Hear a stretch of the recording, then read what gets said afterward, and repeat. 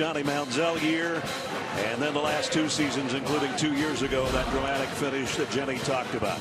You can't draw up a better day for football. It's a little breezy in the Brazos, but 74 degrees and sunshine.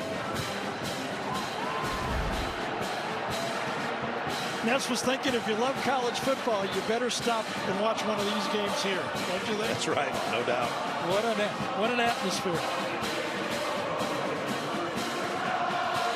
Some former stars here too, including Heisman Trophy winner Johnny Manziel and wide receiver Mike Evans. And here comes the sway as Alabama won the toss and deferred. So Will Reichert will kick. Reuben Owens and Anaya Smith are back deep.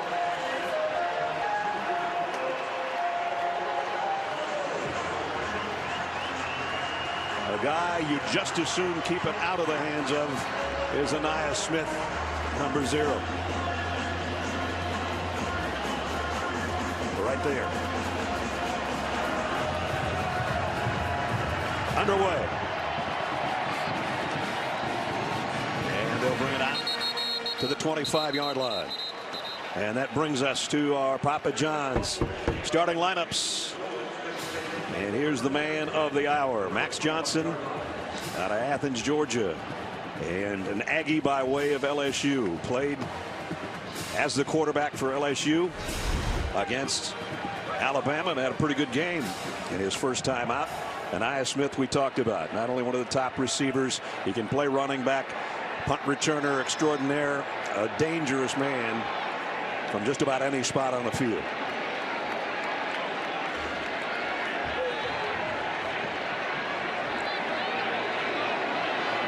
Amari Daniels in the backfield with Max Johnson.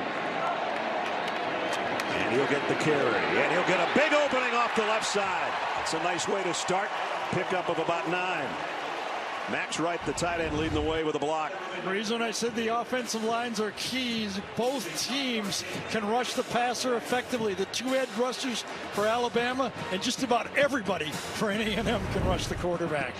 Got to give the quarterback help in the run game. Pick up a 9 on the opening snap. Now Johnson going to try to run for it himself, and he got there.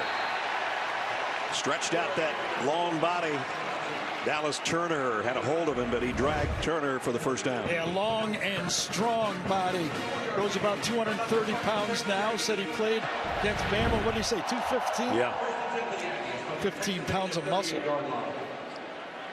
Almost a horse collar tackle by Dallas Turner. The first down for Max Johnson at the 38-yard line. Back to number 4, Amari Daniels.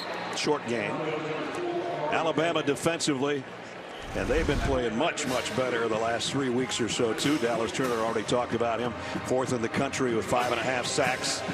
He's maybe not Will Anderson, but he's getting better all the time. Yeah, I think the strength of this defense now, though, is the inside tackles stopping the run. If they can stop this run inside, then that Alabama defense can do what they like to do. Match up zone behind it. Empty backfield for Johnson here. Plenty of time down the middle on the crossing route. Another first down and a lot more. Moose Muhammad all the way inside the 30-yard line. And you hear the chants of Moose on a 31-yard pickup. Just a very simple crossing route against zone. Moose just comes across underneath the zone, and then bad leverage. Misjudged the speed of Muhammad and outruns for the big play. Well, spotted at the 28-yard line, first down. So immediately the offense of the Aggies in Alabama land. Johnson flares it out. Complete. Another good game. This one's Evan Stewart, his main target this year. I should say both quarterbacks main target for Jimbo Fisher. He's got a good core of wide receivers. He said it's not that deep, and I kind of looked at him strangely. Yeah, I thought all 4 or 5 of your guys are pretty good. I don't know who he's been coaching before, but these guys look pretty good. We'll say this about the script for A&M. People that have been watching them all year know they've scored the first 2 possessions of every game this year. Both Moss and Owens now flanking Max Johnson out a 2nd down and 4. He's going to ride the tailback and keep it himself, and he might have a 1st down. Going to be really close. Tim Keaton was kind of caught betwixt and between right here from this side.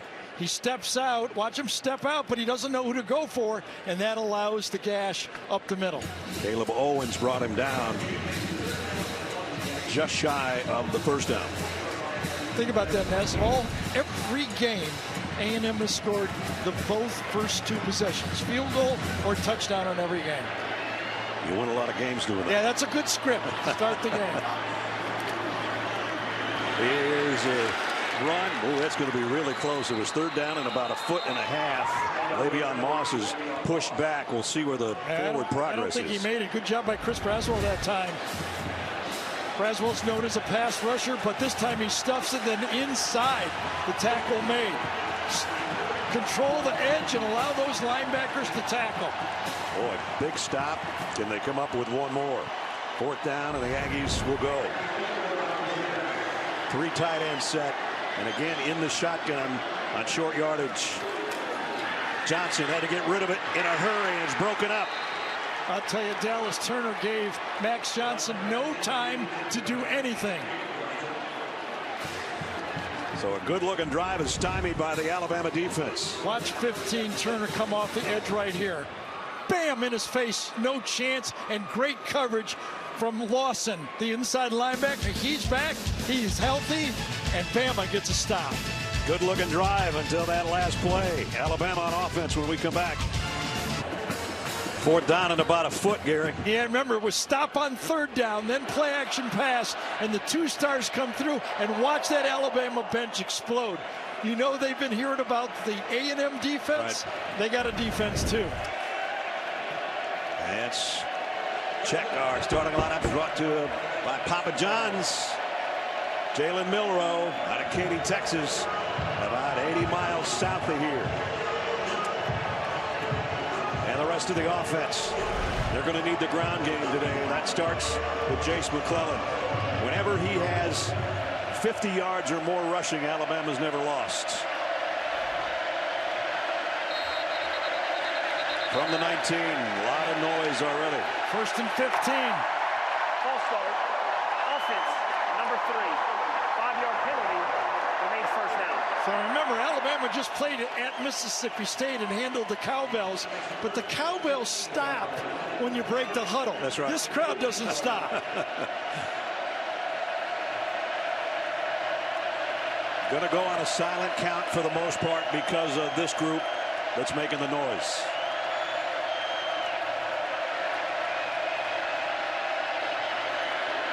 On the ground and going nowhere is McClellan. 2nd down at 15.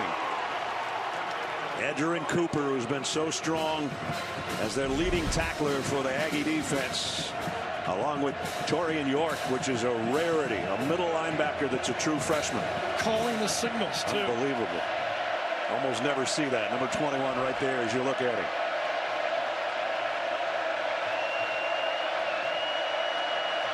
Do remember this, though.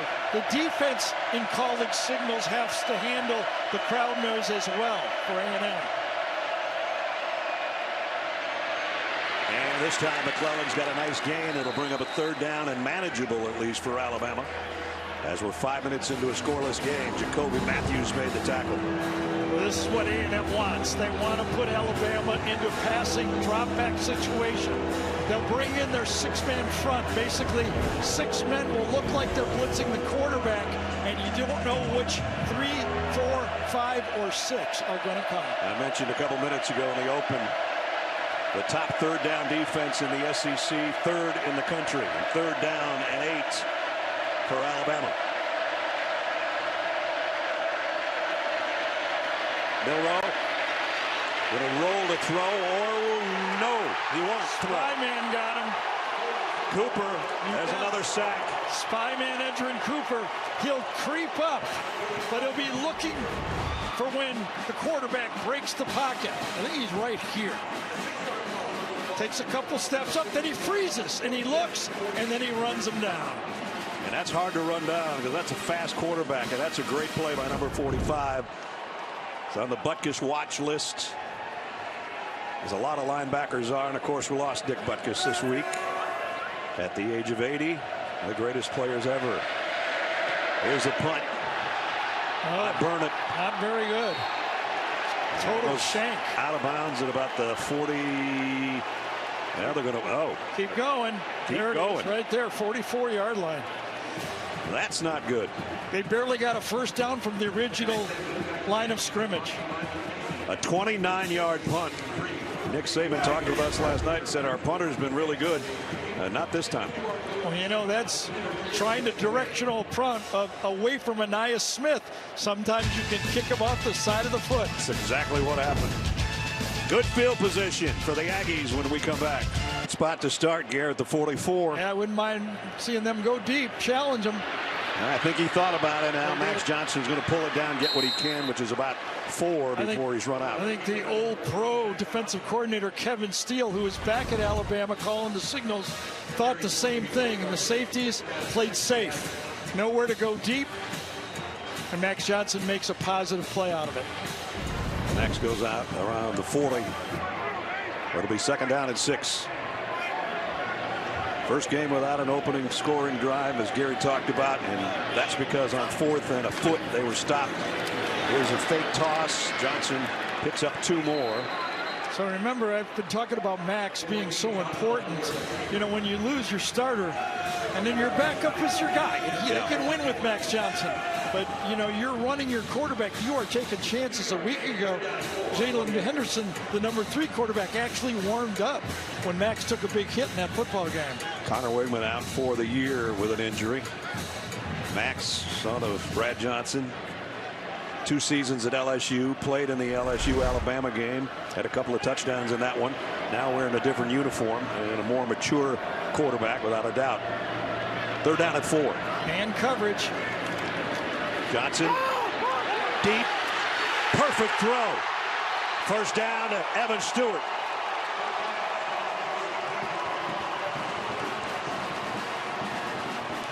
So watch what happens. Petrino on here gives the motion out, and the linebacker follows. You know it's man-to-man. He's got one-on-one to the outside, throws it back shoulder. Perfect adjustment to the ball at the end of the play. Kool-Aid McKinstry was right there, but that was perfect. Yep. Mike Evans liked that one. At the 6-yard line, 1st and goal, Aggies. Play fake. Johnson throws late, and he'll just get back to the line of scrimmage to his brother Jake. So that's the 2nd time Alabama has handled that kind of play action pass, slipping a tight end in the flat, and handled it well. So 2nd down and goal. Second drive for the Aggies in this first quarter. And they have moved the ball well, both on the ground and through the air. The biggest play, that 32-yard pass play to Evan Stewart that has them set up where they are. Le'Veon Moss in the backfield. And Alabama not letting him get anywhere. Picked up 1.5 yards maybe. So again, the same thing. The storyline of the offensive line. Can they handle those strong defensive tackles, those inside 2-gap defensive tackles for Alabama? And that time again, Damon Payne, number 44, made a pile. Didn't make the tackle, but he made a pile and just forced no gain.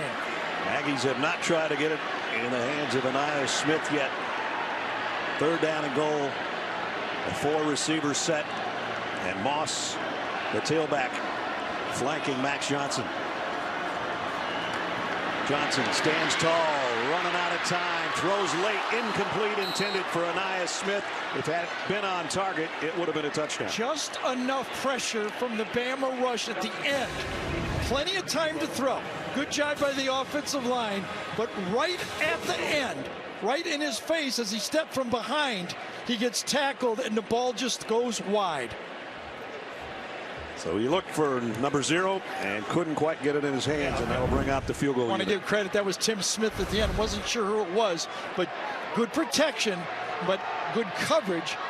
Force Max to wait on the throw. Randy Bond will try 22-yard field goal, and that's his 12th field goal of the year. Couple wins for this Alabama defense. 2 stops already. A&M strikes first. Team after the game. First score, just a 39-yard drive in 7 plays to get the field goal for the Aggies after that short Alabama punt. Alabama's first drive was not a drive. 3 plays, -4 yards the first time they had it. Yeah, they were behind the chains before they snapped the ball for the first time in the game. Yeah, they got the false start right away. But the defense have stepped up. You know, opportunities could have been a field goal at least. The first drive gets stopped for 4 downs, and then goal to go on the second drive. They force a field goal. That's 7 points of missed opportunities so far for this A&M offense. Randy Bond to kick. Kendrick Law and Ja'Cory Brooks back for Alabama waiting on it.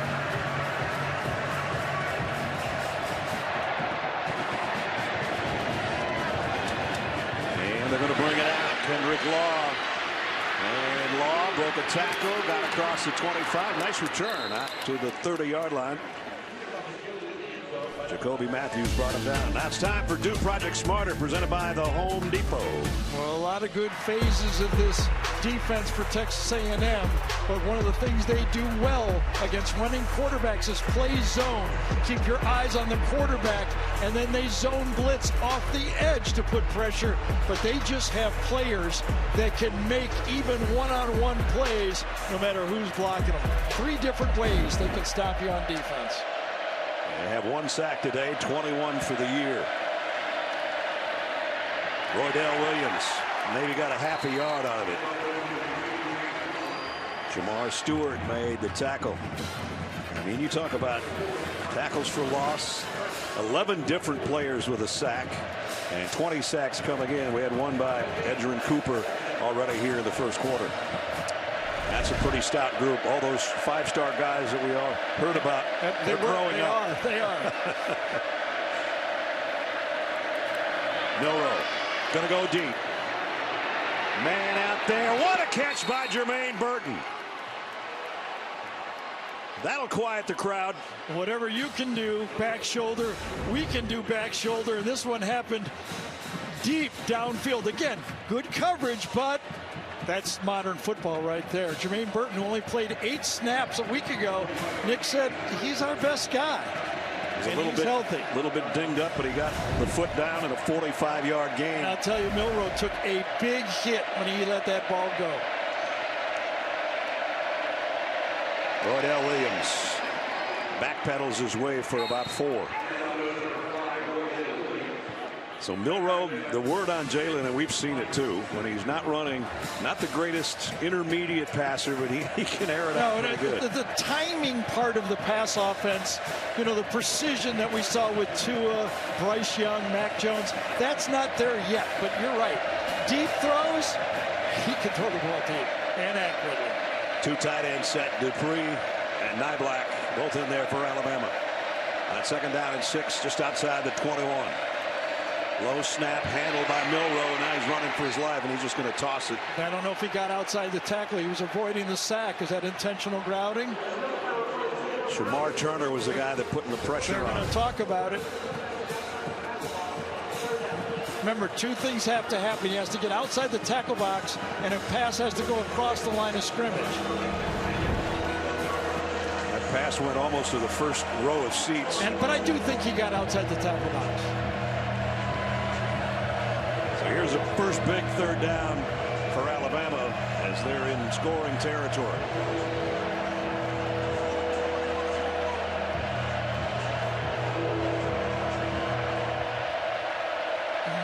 Man look here. 3 wideouts to Milroe's left to the bottom of the screen. Jalen throws sideline. Nice. Incomplete. Burton had his hands on it. Couldn't hold it. So everybody has to help the quarterback here, right? Offensive line picked up, did a good job. Route run, past the first down marker, and catch the ball, and you got a first down.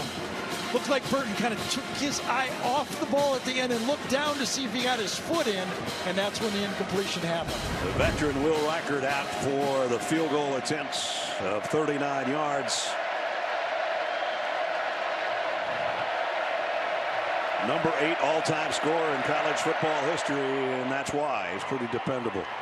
Field goal's up and good. So Alabama got a big play from Milroe to Burton, but then stalled And on a 4th down, Reichert ties it up with a field goal.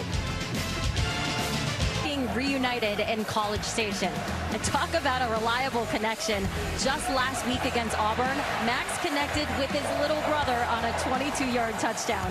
Max said post-game, we have been dreaming about that one for a long time. No doubt. A lot of people will say that Nikki is the best athlete in the family, despite Brad being a Super Bowl winner and her 2 sons playing here for the Aggies.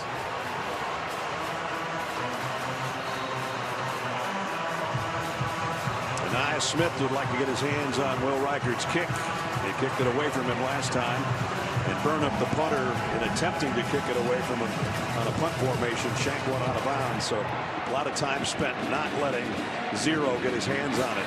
And he had to let it bounce, and he took it on a high. I can't even believe it bounced right. Ruben Owens looked like center field. Somebody's got to take that ball. It's a live ball. That was a high pop-up. Very fortunate bounce and a better catch. Watch the reaction by Smith here. Just taps it to him. Didn't know. Oh my goodness. That could have been disaster. Smith turns off and it right back to him. I got it. You take it. I don't have it. You take it. I was just going to say the one guy they haven't got the ball to so far is Nia Smith. Well, he just made a big play right there. He did. And he almost had a catch in the end zone on their last drive before their field goal. And he'll get his hands on it sometime before the day is done. Amari Daniels. Boy, driving those legs, but that's the hardest 2 yards you're going to see. Again, that inside rush defense. Again, it was Tim Smith refusing. The style of this Bama front is a kind of a 2-gap system. They take their blocker on, and they just kind of stuff them right there. And then they look. They don't get blocked out of the play, throw them off, and make the tackle. Wonderful play. No kidding. Tim Smith's been around a while, and he's playing really good the last 3 weeks or so. Johnson on 2nd down, getting pressure again, had to get rid of it. I'll tell you, whiffed that time by that front offensive line. Deontay Lawson back in there. Yes, and it he's been was. in Johnson's chin all night. Deontay Lawson looks like a defensive end. He plays inside linebacker. Here he is right here. Watch him just run right through the block of the run. That's not a very good block. No, it's not.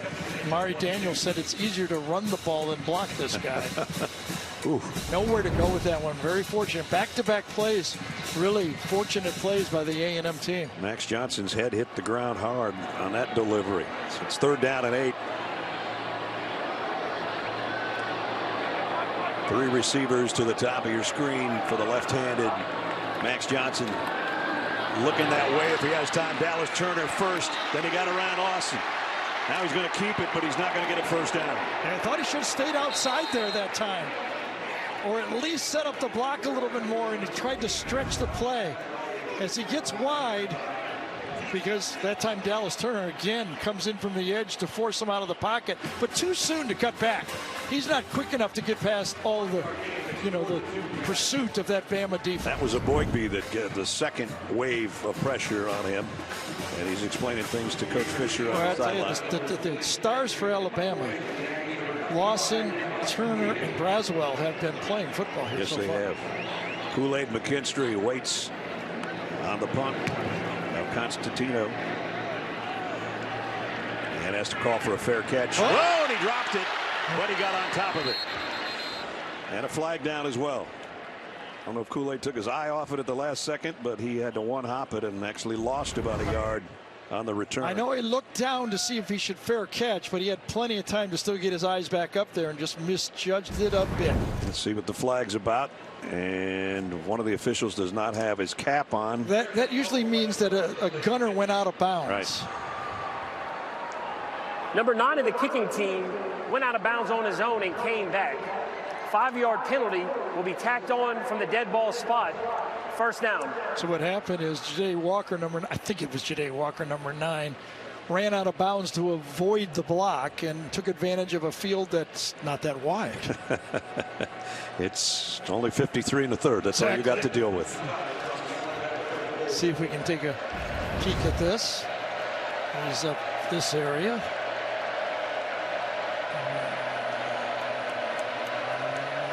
I don't know. I didn't see it. I didn't either. At any rate, I didn't see it at all. Alabama will start at the 34-yard line. Jalen Hale and Jermaine Burton, the wide receivers. Milroe is going to go deep again. And Burton again. No, not quite. Good coverage, boy. Stuck to him was Josh DeBerry. Those two have been going at it the whole first quarter. I don't think there's any doubt that Tommy Rees, coordinator for Alabama, feels he's got a matchup there that he can take advantage of with Burton against Josh DeBerry. Second attack, second time a jump ball. Good job by DeBerry, but they have attacked him twice. Tommy Rees leaning forward there without the hat. Our offensive coordinator for the Tide on 2nd down and 10. McClellan's going to be knocked down for a loss of about 3. Good job. Josh DeBerry forced it at the beginning. So this defensive line, as Ness told you, like 3 or 4 5-stars, high school 5-star recruits, and now they're college 5-star players. Fast twitch, jump off the tape, tough to block one-on-one, and when they bring the exotic blitzes, it even makes it harder on the offensive line. This is going to be hard on Alabama. 3rd down and a dozen. Came in as 46% on the season on the 3rd down conversions. There's that 6-man front that they always feature in these situations. Milroe. Deep sideline, got it to Burton this time, and it's again DeBerry who was trying to stay with him. That's the matchup that Tommy Rees has designed. One-on-one. Watch the great route by Burton this time. Watch his footwork come inside. Boom, and then beats him to the sideline, and a perfect throw. A pickup of 21, Jermaine Burton, who came over from Georgia prior to last year. So if you go by a guy twice, usually you can get the out underneath him, right? Illegal procedure.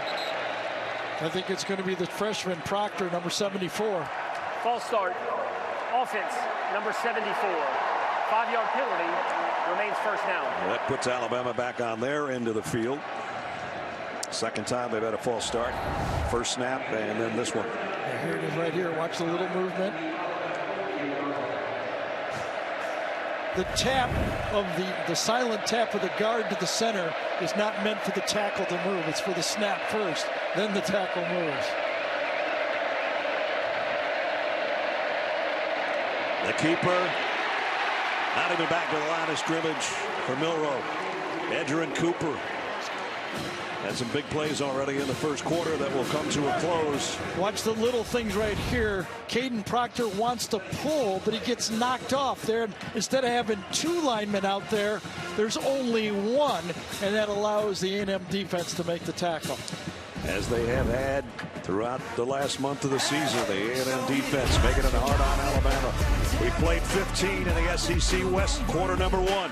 We're even at 3-3.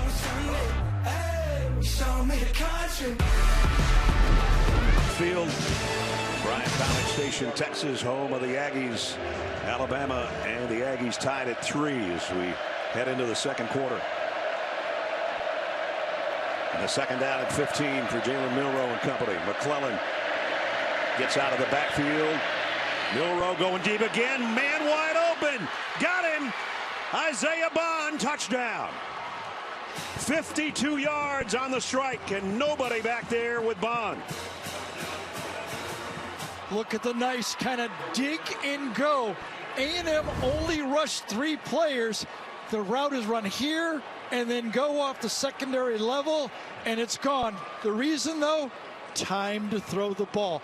A&M spied on the play. That means they had 3 rushers, 7 defenders, and 1 guy doing nothing, just watching the quarterback in case he ran. Second long ball, 1 to Burton. This one 52 yards for a touchdown on Will Records. Extra point is up and good. That's the danger of the spy. When you have a running quarterback, you got 1 guy not rushing and not covering. In the first quarter, it was only the 4th time all year Alabama hadn't scored a touchdown in the first quarter. They did it on the first play of the second quarter. 10-3 tied.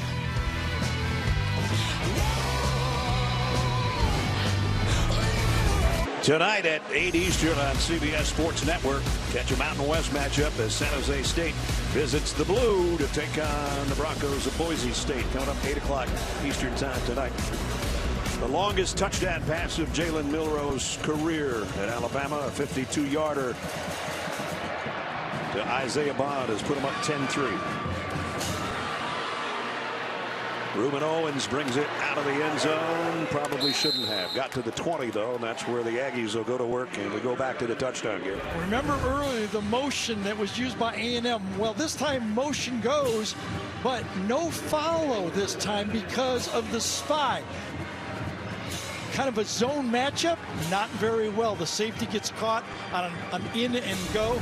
Little different look, but motion used by Tommy Reese to declare the defense. When the linebacker didn't go, he knew it was three-man rush, and they took advantage of it. We saw a couple of long balls, one to Burton that set up the field goal, and then that one the touchdown. And Alabama's got 116 passing yards so far. Now it's Max Johnson's time to go back to work for the Aggies offense. Max Wright, the tight end, in motion. Johnson waits, and he's going to go deep. Got a man wide open as well, and Smith. And Smith dropped immediately, but he's got a big gainer, and they'll move into Alabama's end of the field. Well, you heard Brad call it when he was calling the play-by-play. He said Johnson waits. That's the key. He had the time to wait for Smith to cross the field and deliver the ball. Game plan's basically the same for both teams. Yeah. Pick up a 34 to the 45. Let's see if that kick starts the Aggies offense. Le'Veon Moss broke one tackle, but not the second one. Picked up maybe 2 yards. And Jenny tucked during the end of the first quarter, going into the second with Coach Saban. Coach, your defense has made some key stops. How have you liked their execution in the first quarter? Well, we didn't play, great. We gave up a couple plays, but, I think get into the rhythm of the game and see how we're doing. And I think the big thing on offense is, we got to control the line of scrimmage better. We're not able to run the ball, so we're creating too many negative plays. Thank you, Coach. When you can't run, throw. It's working. 2nd down and 8. Again, Moss in the backfield with Max Johnson, and A&M timeout. Timeout. So a minute and a half into the quarter. Talk things over with Jimbo Fisher on the sideline. Different look with Jimbo Fisher this year. Not calling the plays. He called the timeout, though he knew it wasn't right. Look, as Gary said, going to break for Jimbo. Doesn't have that big play card placard over his microphone. Right. And there he goes. He doesn't have to carry that thing around. Like studying for his SAT for years. Bobby Petrino's worrying about the play calling now. Yep. Although they do that in conjunction. But there's Bobby. Let's see what they've got dialed up here. On a 2nd down and 8. Just outside the 43. Johnson waiting too long this time. Down he goes. And it was Justin Aboigbe. So there's 3 types of sacks. When the defensive line just kind of overpowers their player. There's coverage sacks, and then there's kind of like quarterback waiting too long sacks. I think quarterback waited too long on that one. Me too. 2nd sack of the year for Aboigbe. Big number 92. And now it sets up a long yardage situation. 3rd down and 13. So you need to get that route so he didn't have this long yardage. Get rid of it in 2nd down. Johnson steps up in the pocket, looking to throw. Throws incomplete on the sideline, and it was Smith. Felt like he stumbled right on the end of the play this time as he got ready to throw the ball. Not really. Kind of threw it outside, had a chance, could have been caught. Really nice attempt by Smith. Yep. Lays out for it. Could have been a great play by Smith, right? So punting situation for the Aggies. Nick Constantino in his 5th year. And Kool-Aid McKinstry back around the 10-yard line. Fair catch. Getting everybody out of the way as it goes out of bounds. Not a very good kick. McKinstry forced the same kick, just a little too wide that time. Got it to the 16. Quarterbacks for Alabama go back to the future. Kind of like Blake Sims maybe a little bit, or possibly Jay Coker. Yeah, a little different look after the run of the NFL style and spread, and now Jalen Milroe's turn to run this offense. Well, we got spoiled with Tua Tagovailoa and Mac Jones and Bryce Young and even Jalen Hurts before that. These guys are a little bit more like Milroe, and right? when we talked to Nick Saban, he said he reminds him most of the 2015 team with Jay Coker. However, I looked at the roster. Derrick Henry, Kenyon Drake, Damian Harris, Calvin Ridley, O.J. Howard. That's just on offense. I got 9 guys on defense that are in the NFL too, by the way. This run goes nowhere for Roydell Williams. Jenny? Yeah, I asked Jalen Milroe if he talked with any former Alabama quarterbacks to gain perspective, and he told me he talks to Bryce Young and Jalen Hurts multiple times a week. He described Jalen as a big brother, Bryce as his homie. He told me that, of course, they have incredible insight on the game, but they're also just guys they can talk to about everything. Bryce Young's advice to Milroe: stay calm, cool, and collected, and always fall back on your level of training, guys. Those guys are just like Gary and I. Yeah, but he's like my big brother and my homie all in one package. Right. Stuck with me. Only he acts like he's 12 most of the time. I'm just kidding. Throw complete to Burton. That's only when we're out in public. No, I'll take it. Embrace it. So Burton with another catch. I tell you, really set up well early in the game, going deep a couple of times, and now they're able to use Burton on the outs. That's the 4th target so far in this game for Burton. Alabama went backwards on their first drive and then got a field goal and a touchdown and trying to add to it on this march. They're down in 3 from their own 23.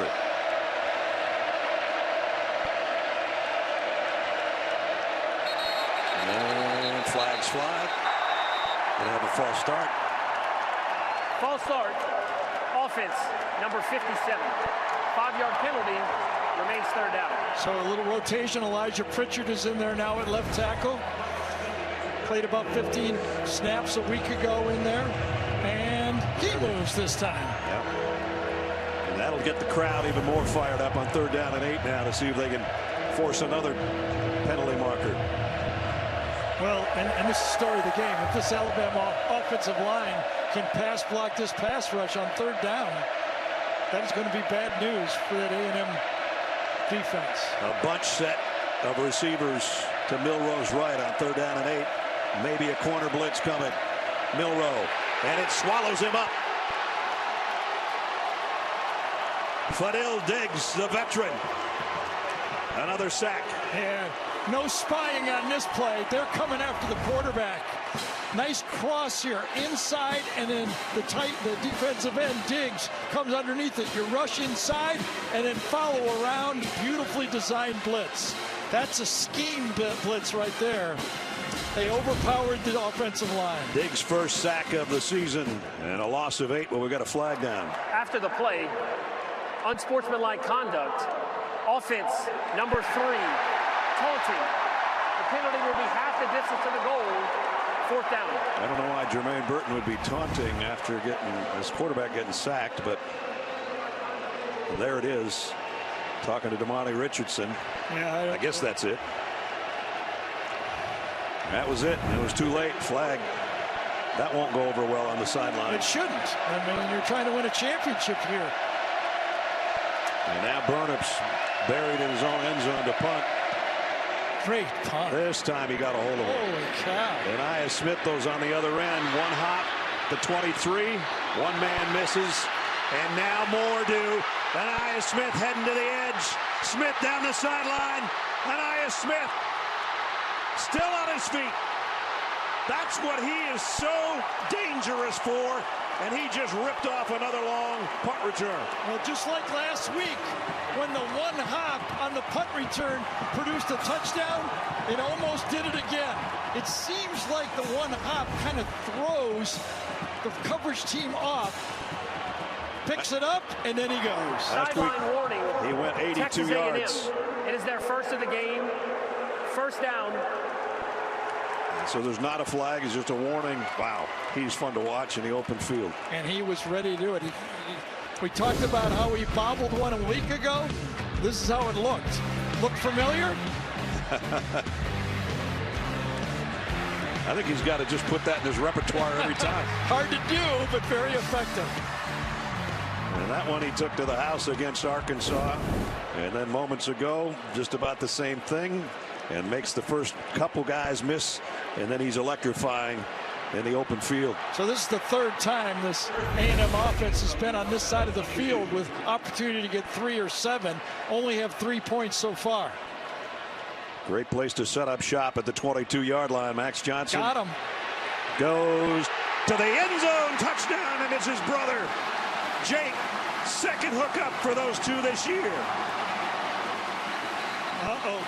Penalty flag on the celebration.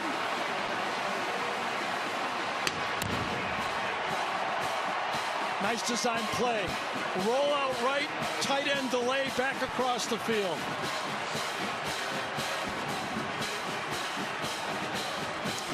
We'll get the call here after the 22-yard touchdown pass. A one-play drive after the punt return. Only took 8 seconds to get in the end zone. The result of the play is a touchdown. After the play, unsportsmanlike conduct, offense number 13, defense number 13. Correction, it's offense number 19. Those fouls will cancel off.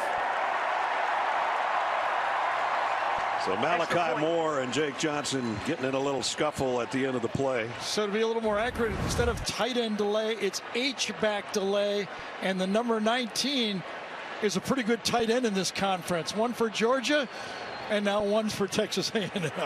So the brothers Johnson that we talked about and Jenny told us about earlier on our hometown connection. And that really was on, I think, that time instigated by Jake. Extra point is good. Well, you can give a lot of that drive to the punt return by Anias Smith that covered 46 yards. And at the end of it, when they finally got to him, it was the 22-yard line. And then 22 yards later, Johnson and Johnson, and a tie game at 10.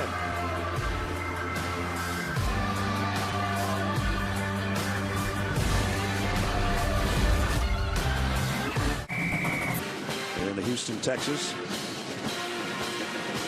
Brothers to brothers, we just saw a hookup. There's some other ones notably along the way. The Flutie brothers, Josh to Abram Booty, Trevor and Connor Knight, and Max and Jake now hooked up for the second time this year on that 22-yard touchdown pass that's evened us up at 10 apiece. That had to be fun for the old quarterback to watch that one, didn't it, old Brad, at this game? Yep. Quarterback comparison so far very similar, really. Some long balls, a touchdown each. Yep. Milroe 5 out of 8.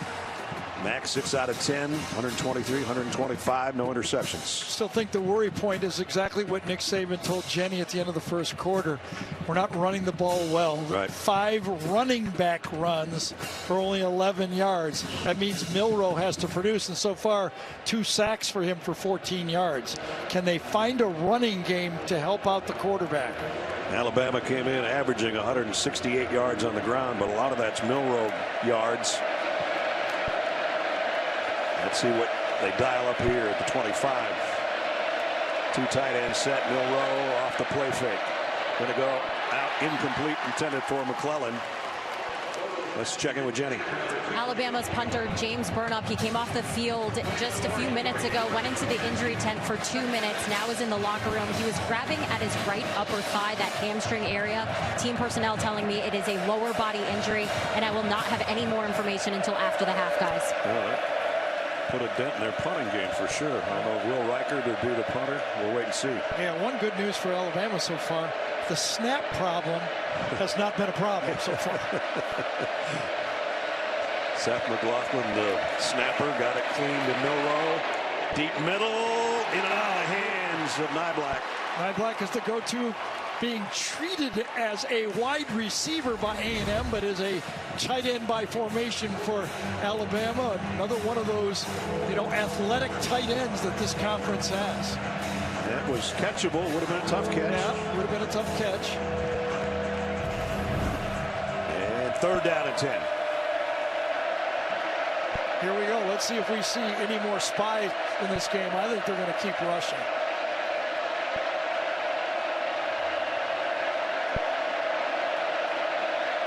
Everybody's in their track stance, but the flag flies and stop the play. Think movement again. J.C. Latham, I think, this time. Yep. False start. Offense, number 65. 5-yard penalty. Remains third down. One of the things that Nick Saban told us last night was that we worked very hard on the silent count to take the crowd out of it. So far, I think that's their third, what is it, at least third, is their fourth pre-snap penalty. Wow. 4 of their 5 so far. Third down at 15. And now thunderous noise from the crowd here at Kyle Field.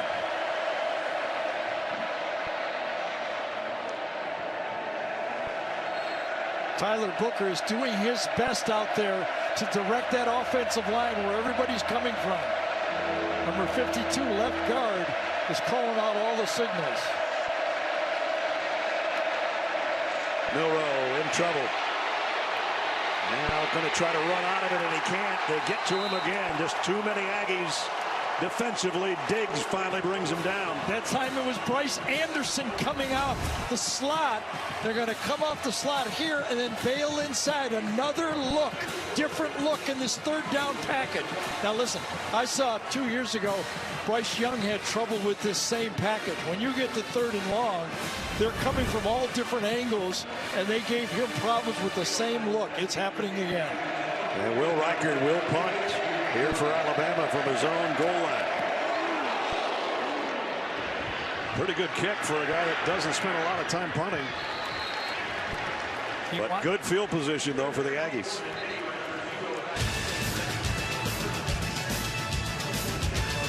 Minutes left in the quarter as we take you back to the last touchdown and a look from our AT&T 5G pylon cam of Jake Johnson hitting pay dirt on a 22-yard reception from his older brother.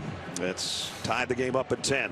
And now great starting field position at the 47 for the Aggies. Last time with the starting field position inside the 30, they went for the juggler with the play action pass for a touchdown. What does Petrino call here? Le'Veon Moss in the backfield with Johnson. He fakes it to him. Max backpedaling and lofting one, and whoop, in and out of the hands. Should have had it, Moose Muhammad. When I threw that, I went, oh no, that you don't lob the ball up against the safeties against that baby hung up. I know. I was like, oh no, no, no. And then you look down, and Moose Muhammad had a chance to catch it and went right through his hands.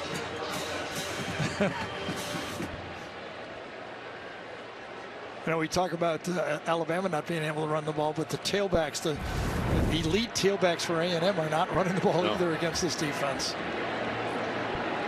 Second down at 10. Alabama thinking about a blitz, and they're going to bring it. A run blitz. And a couple yards, and that's it. There's just been no ground game, really, by either team. Right now, we got a quick second here to test your knowledge with today's Aflac trivia question, which is name the 5 players from Alabama and Texas A&M to win the Butkus Award as the top linebacker. You can't do too much Butkus this week, can you? No, you can't. My favorite player as a kid. Yeah. And a chance to spend in 1 week. I spent time with Ray Nitschke, Dick Butkus, and Tommy Novus. I was like, it was dreamland. That was a good day. They're down at 8. Another blitz coming off the edge for Alabama. Johnson stands in, incomplete, no flag. Yes, there is a flag. Okay, there it comes. Contact in the middle of the field.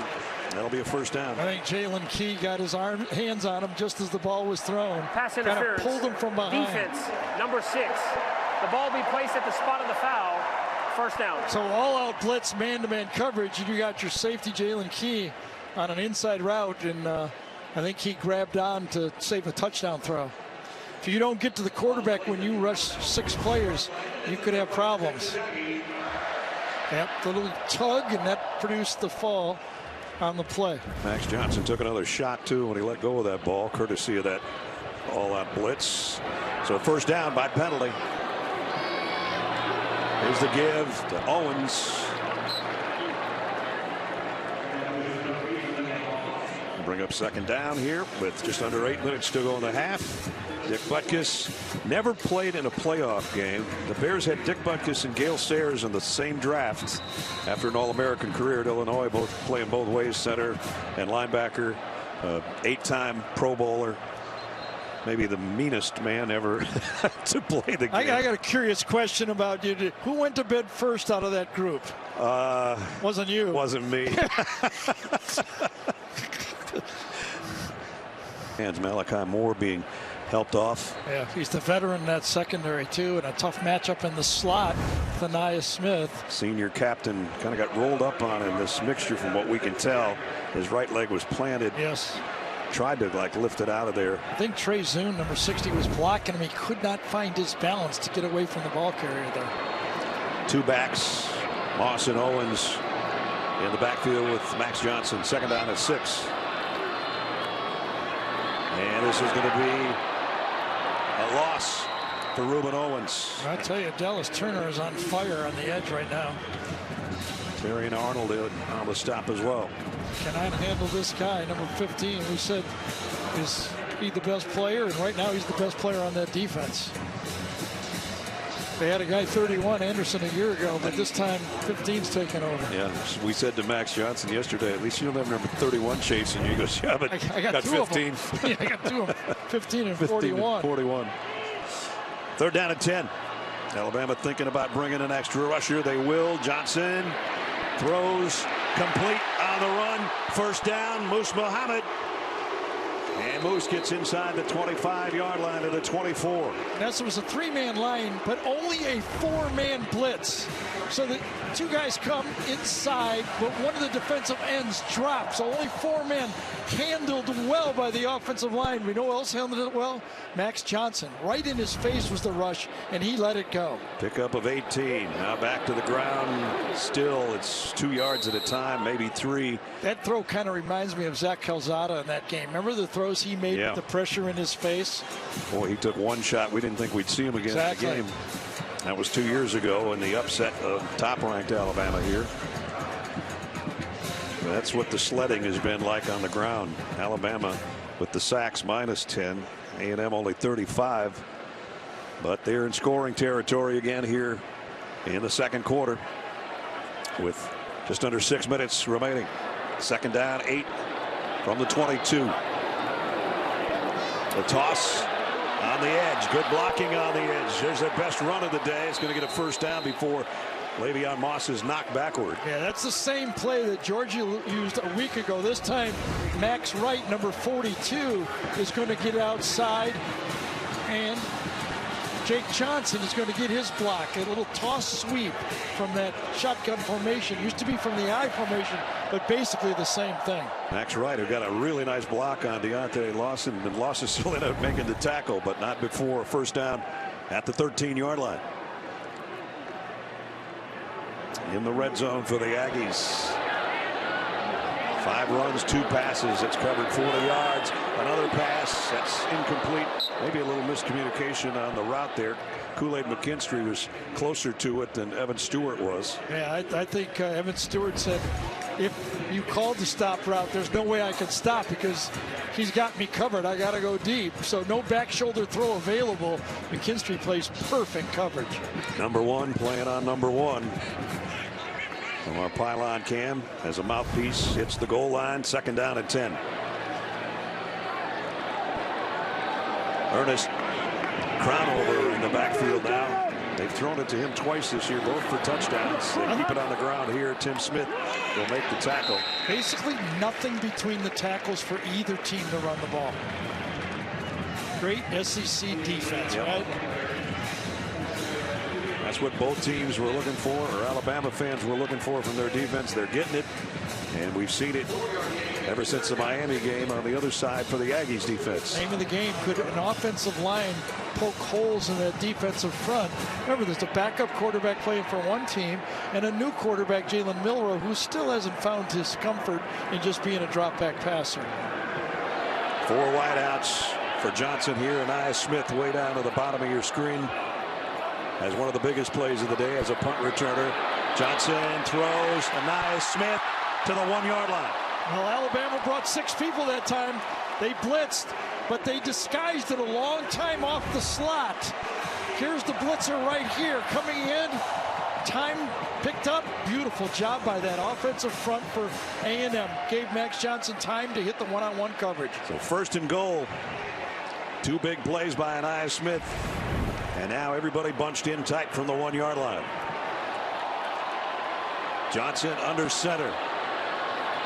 The give to Moss. Touchdown, Texas A&M.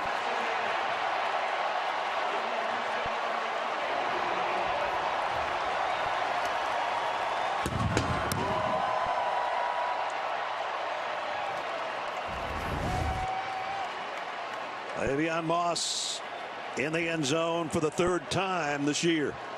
Well, we had the interference call and then the 2 third-down conversions. One great throw by Max Johnson, staring the blitz right in his face. That last one, the offensive line picked up all 6 players and allowed the pass to be made. Bond in for the point after, up and good. As Gary said, they were helped by penalty. But Le'Veon Moss caps off a 53-yard drive in 11 plays. Aggies in front by a touchdown. On A&M to win the Butkus Award. And the answers, Derek Thomas and Orlando McClain and C.J. Mosley and Reuben Foster, Texas A&M. Von Miller, who you think of as a defensive end. Right. I only got one of those. You know what? We were talking about, you and I were guessing Dat Win. I looked it up. He lost the Butkus Award by 1 vote. Oh, man. Remember those days with the Wrecking Crew? Oh, my goodness. Then he went on to play with the Cowboys. Yeah. Now, this A&M defense is sort of like the Wrecking Crew in the last 3 weeks. Jalen Milroe on 1st down, completes it out. Jermaine Burton, he'll tiptoe out of bounds, a pickup of 13. Well, again, Jermaine Burton is the go-to guy with targets coming into this game. Jermaine Burton had only been targeted 13 times all year. He's got 5 of them already targets in this game. The 2 deep balls early has opened up the easy passing lane for Milroe to the outside. After back-to-back 3-and-outs, this Bama offense has a chance to put points on the board and get the ball in the 2nd half. They get the kickoff to open the 3rd quarter for sure. But looking for more points to tighten this 1 touchdown game up. Milroe throws and got it again to Burton. Yep. You know, one of the things I talked about with Coach Saban last night is, do you have a go-to receiver? You know, do you have the Julio Jones, Amari Cooper, Calvin Ridley? I know they had all the bunch of the NFL guys when they could throw it to any of those guys before.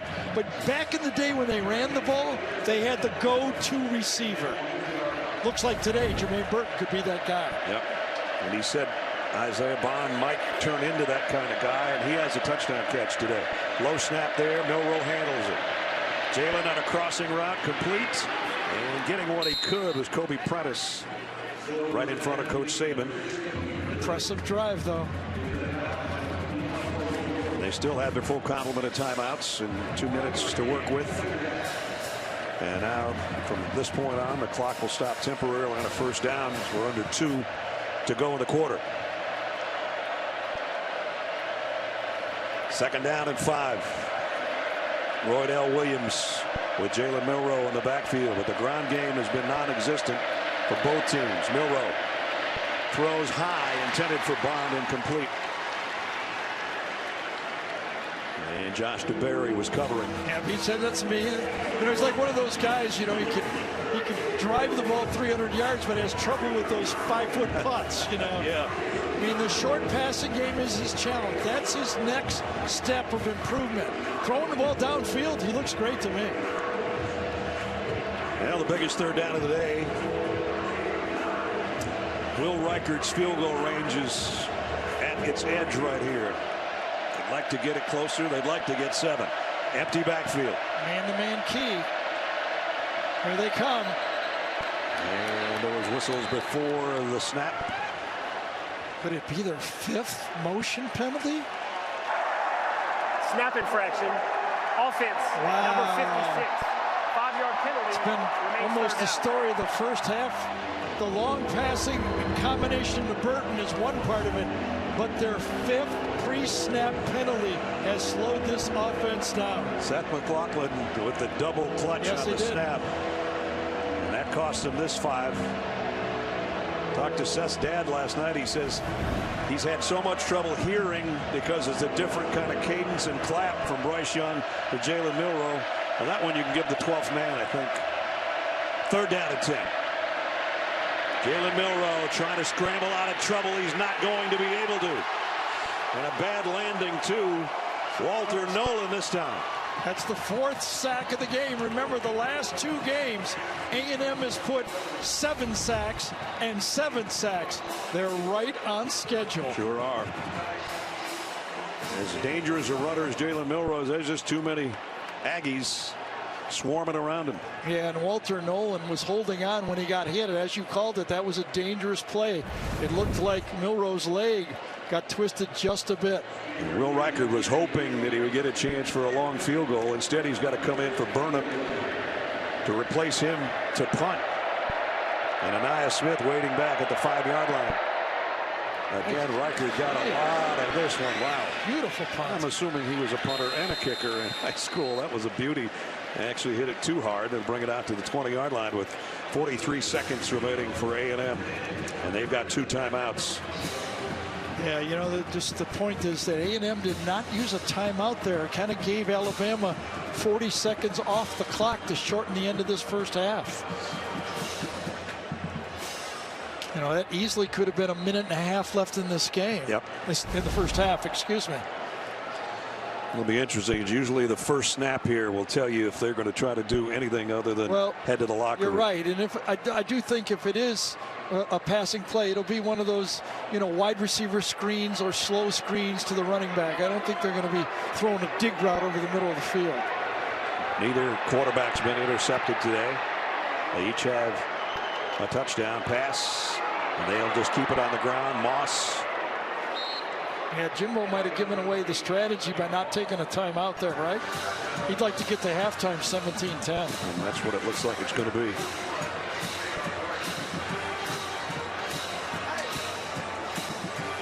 And a really good first half, but it's kind of like old-time SEC right now.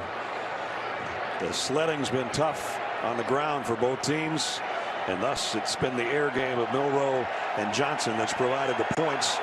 And the electrifying plays have come from Anaya Smith and the 12th man, causing a lot of false starts for Alabama. Looking to upset the Tide for the 2nd time in 2 years. And right now the Aggies are halfway there.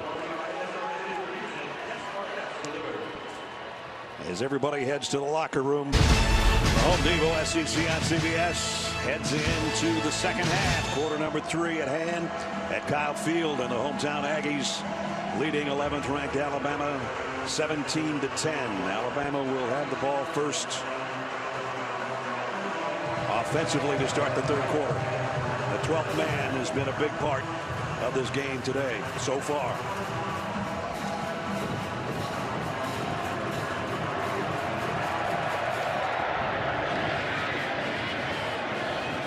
Alabama is going to bring it from about the 6-yard line. And weaving out is Kendrick Law, and that's where Alabama will start. We welcome you back to the booth. Brad and Gary, Jenny down on the field. Done a lot of Alabama games, partner. I don't remember the ground yards being this hard to come by. No, I think the 5 penalties, the offensive line, pre-snap penalties, means that they couldn't. Alabama got out of the running game. The tailback has only run the ball 5 times for 11 yards. That's produced the sacks for Texas A&M. 13 minus yards rushing when you add the sacks in, and that's not going to work for Alabama, especially when Nick Saban told us yesterday afternoon we got to be able to run the ball. Well, they haven't so far. Remember, Alabama's style of play so far this year, they're the #1 in the SEC in run play 60% of the time.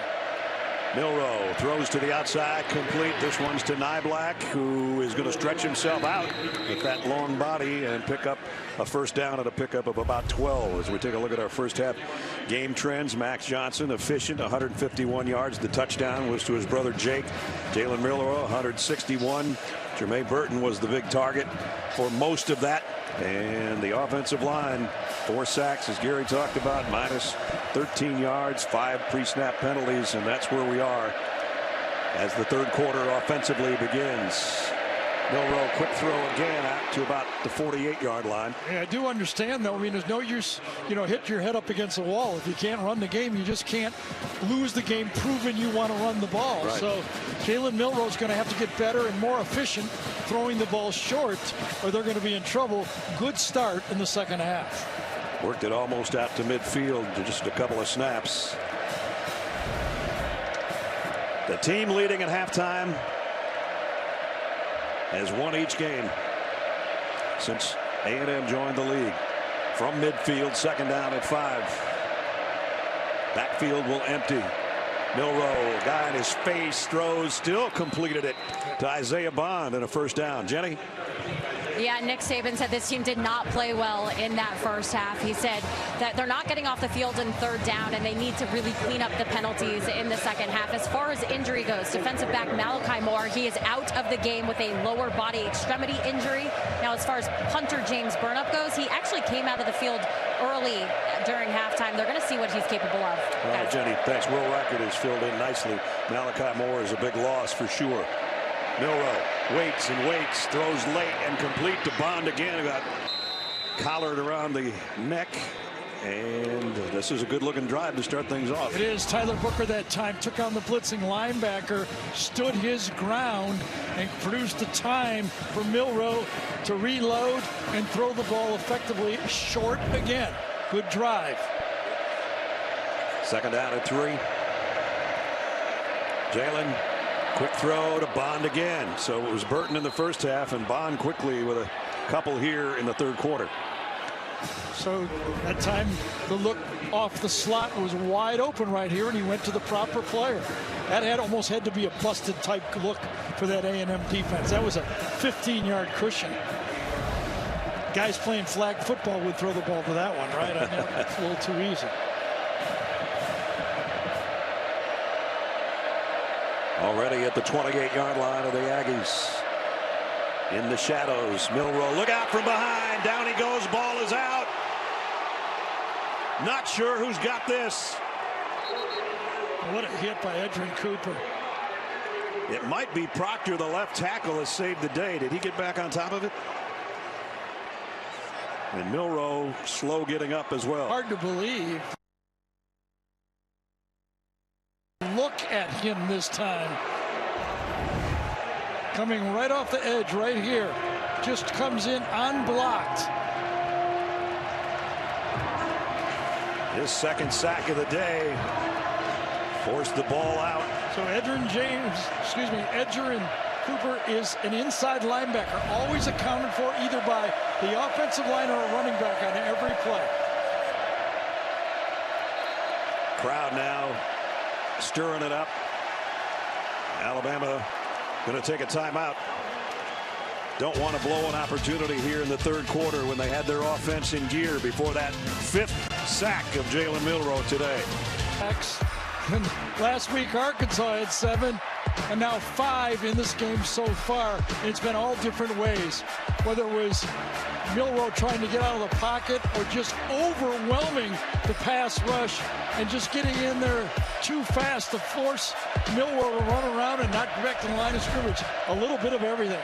Bama wants to just get back into field goal range. Nope. Intercepted. First turnover.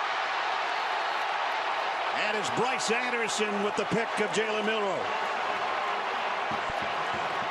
The whole time, Bryce Anderson had his eye on the quarterback. Free safety in the middle of the field. What you do is look for those guys. He's got his eye right here on them the whole time. And as the tight end goes up the field, watch him wait, and then close on the throw. That's how you play safety. Trying to get it to Iblack. They faked the toss. Iblack waiting on it, but nope. Bryce Anderson's first interception of the year, and the return to the 35-yard line. So there goes the scoring opportunity for Alabama. And Alabama was down there for 3 points and came away with 0. Milroe, before that throw, had been 5 for 5 for 39 yards. Now Max Johnson on the give to Amari Daniels for a couple. It's not like A&M's breaking any school records running the ball either. You're right.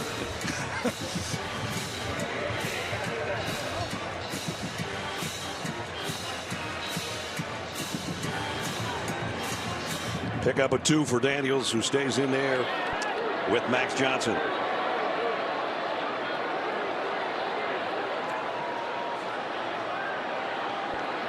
From the 37, extra rusher coming. Johnson's got to get rid of it, and it is intercepted. I don't know. Might have hit They're going to say incomplete. One referee said incomplete. One said he got it. I think Caleb Downs got it. I think he thinks he got it. He thinks he's got it. Tresman Marshall came on the hit, and the freshman the Downs. Let's see. Oh, I think he's got it. He did. Remember, it was Downs who got beat on the in and up for the touchdown, but this time he closed on the crossing route on Jake Johnson. Big play by the freshman. So back-to-back interceptions. And Max Johnson makes his first mistake of the day. If you're wondering on the exchange of interceptions, it seems like Alabama's right where they started. Almost the case. They were at the 37 when Milroe was intercepted. But 1st and 10 instead of 3rd and long. Exactly. Last drive, Alabama did not attempt one pass. So now they're at the 39-yard line.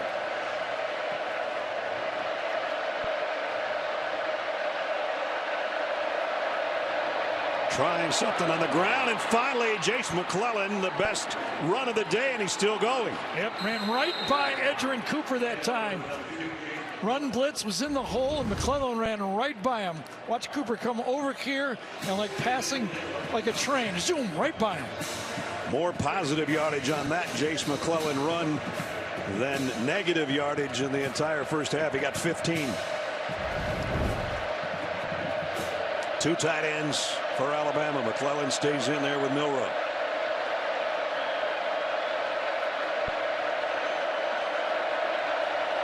Crowd making it difficult again for the Alabama quarterback and front wall.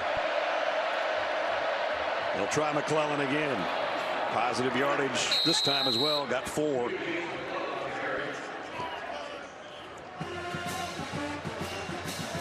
So a little bit of movement the last couple of snaps.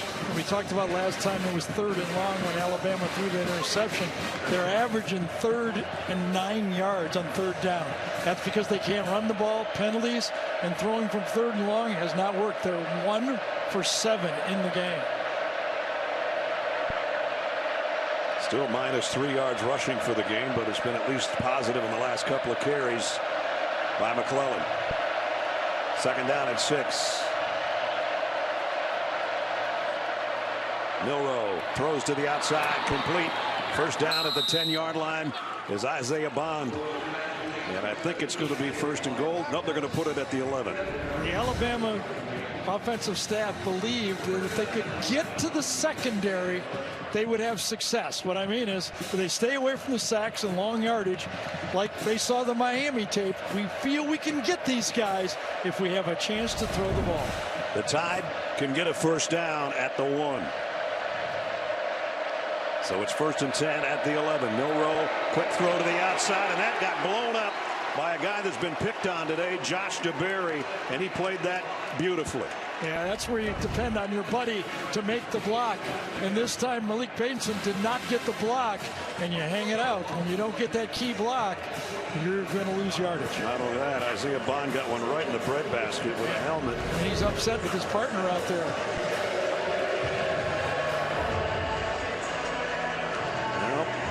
Came in 16 out of 17 in the red zone, but only 9 of those were touchdowns. That's what they're looking for here to try to tie the game. Midway through the 3rd quarter. Milroe all day long still hasn't run Now he throws late. He had a wide open Burton. And there's the problem we said he has, those intermediate. He's been pretty good the second half, though. And as you said, he had all day long for the first time all game. Beautiful job up front. Looks to Nylek on the right side of the formation, covered, comes all the way back and misfires. If he hits Burton in stride, it's a touchdown. But as you can see, it was nowhere close.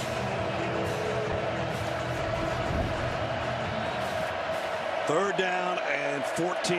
Again, they would have to get a first down at the 1-yard line. They are in Will Reichard's field goal range. Low snap. Milroe had to go down to get it. Look out from behind. Throws. Got it to Burton. Touchdown, Alabama. I'll tell you, Jace McClellan that time picked up the blitz as the running back. Coming out of the slot, out of the secondary, McClellan comes right up here and stops the blitz, and that allows the time. Watch this block. Bang. Nothing. Nowhere to go. Gives him time to throw the ball, and it's a beauty. And you see the arm strength because he really didn't even have time to set his feet the way he'd like to, and he got that baby to Burton on a rope for a 15-yard touchdown. Will Reichard's extra point is good. When you bring 6 players like A&M did, you know it's man-to-man. And that time the offensive line and McClellan does the job. Milroe delivers. Jermaine Burton turning into Calvin Ridley and Ari Cooper right in front of our eyes here, isn't he? Really. Remember, it started with a Caleb Downs interception. 39 yards later and 6 plays later, we're tied at 17. And a half left to see who the survivor of this SEC West battle will be.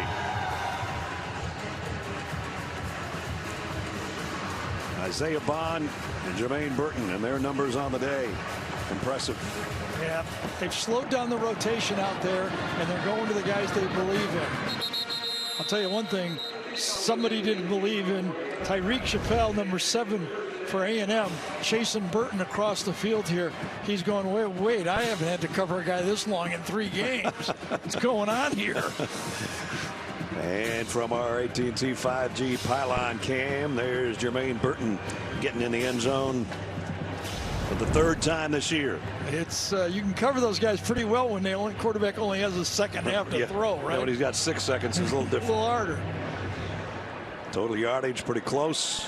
Halfway through the 3rd quarter, we can't get any closer than 17-17. 3 receivers to Max Johnson's left.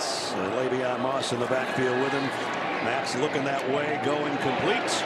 And about a 9-yard pickup to Aniyah Smith. Invesco brings you today's Scholar Athletes. Malachi Moore is injured in this game earlier for Alabama.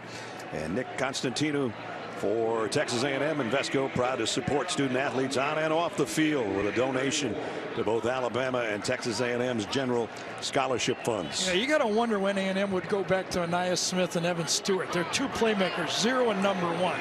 You got to get the ball to those guys. Try to pick up the first down here, and they will. Well, maybe not. Well, I thought he got forward progress past the line. I thought so too. Le'Veon Moss. Moss coming off a 100-yard career high day last week, 107. And he had passed the line. And so they move the sticks at the 36. So Bama has been going to their playmakers. Burton. Playmakers for A&M, number 1, number 0. Let's see if they can find him.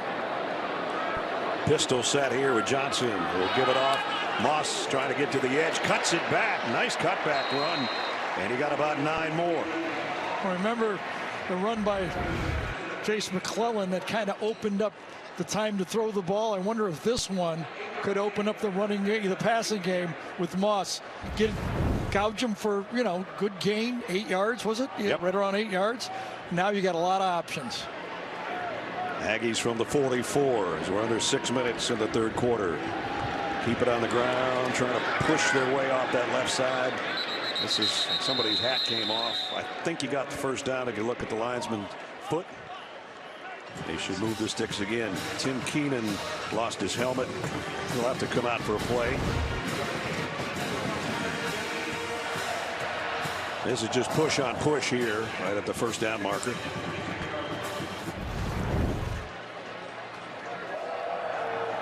Fans have a little bit of a breather with their team on offense. Stop making the same amount of rackets. Flags down. Well, even with it being quiet, the offensive linemen were False generated. start. Time it's A&M. Number 0. 5-yard penalty remains first down. That might have been a Nia Smith's call for the play call. Yep. Might have been his ball. Like, I'm going to get a head start here. That was the wide receiver there, not the line.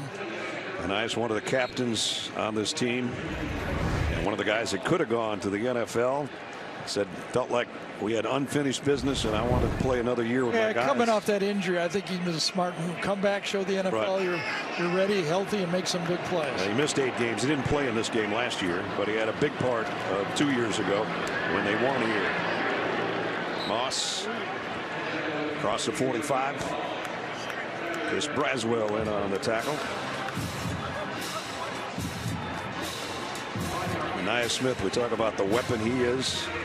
2,000 career receiving yards now. That doesn't. They played him at tailback. Yes. Played him in the slot. He's a great punt returner, a great kickoff returner, and he's one of those guys that's way over 3,000 yards of offense. No matter how he can do it, you want to get it in his hands. Max Johnson backpedaling, throws, and got it to Evan Stewart, the other guy that Gary just talked about. Bobby Petrino kind of thinks old school the way I do. When things aren't going well, look up your best players and figure out a way to throw the ball to them. And throw like that, backing up, as you said. Get nothing on that with his body. He had to be all arm. And corralled? A little bit of a touch on the ground there. And I don't see anybody stopping things, so it's a catch. 3rd and 2, though. Moss looked like he was going to give it back to Johnson. I don't think he got there. No, he didn't get close. And remember, they were stopped on 4th down early in the game. Tough decision now for Jimbo Fisher. Yeah, this is a spot on the field where it can't be a field goal. And yeah, that defensive line, that's what they do. Stuff the play and make the running back. Well, the fans are going to boo here, but they've got a punt. That's just not that's not a good spot. You give it to Alabama at the 45-yard line if you don't get it. That's not good. Well, that's why he makes a couple million a year. That's right. A couple times 6. A little more. And our Invesco punter, Constantino, will kick this one. And did it make the end zone? It did. It did. Nice attempt down there to try to save it. Anderson got in a diving attempt. It'll come out to the 20, though. This game is getting good. Got a whole quarter to go and a little bit left in the 3rd. 17-17. Time with him this week. Yeah, after Nick Saban benched Tim Milroe against South Florida in week 3, Milroe worked on his attitude and mindset during the games, specifically after throwing interceptions. Now, Milroe shared his new calming technique with me. If a mistake happens on the field, he takes 3 deep breaths, and with each breath, he says the word free to himself. Jalen told me it helps him clear his mental space, allows him to move on. And as you saw, after that interception, he responded with that nice touchdown pass to Burton, guys. So it's working. No doubt, Jenny. Good call. Jalen's exhaling right now, too, but this time he runs with it and gets a first down across the 30. So the true freshman Caden Proctor, who struggled early in the season, few penalties early in this game, but this time does a nice job pushing his guy, Shamir Stewart, past the quarterback and allowing Jalen Milroe to make positive out of a passing play. That's the first rushing play from the pass protection that has been a positive play for Alabama. Good enough for a first down for Milroe that time. And wow, Cooper closed the door on Roydell Williams in a hurry there.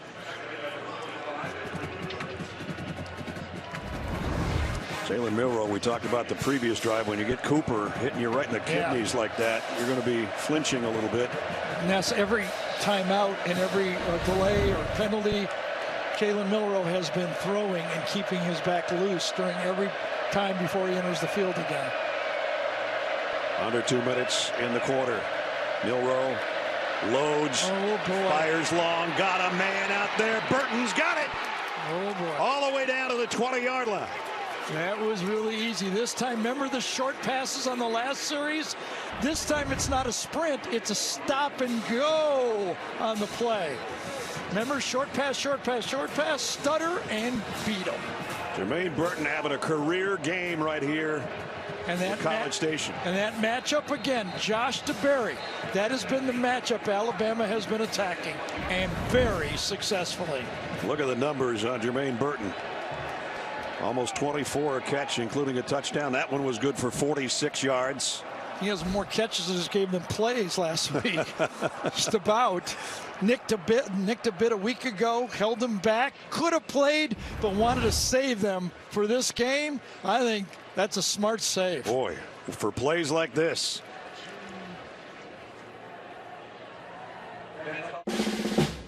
Look in on Kyle Field, where 108,101 are in attendance today, and that's about 2,000 more than the last time we played here 2 years ago.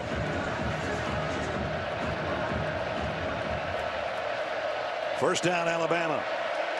Right at the 20-yard line after that big pass play from Milroe to Burton. Aggies shifting on their defensive front.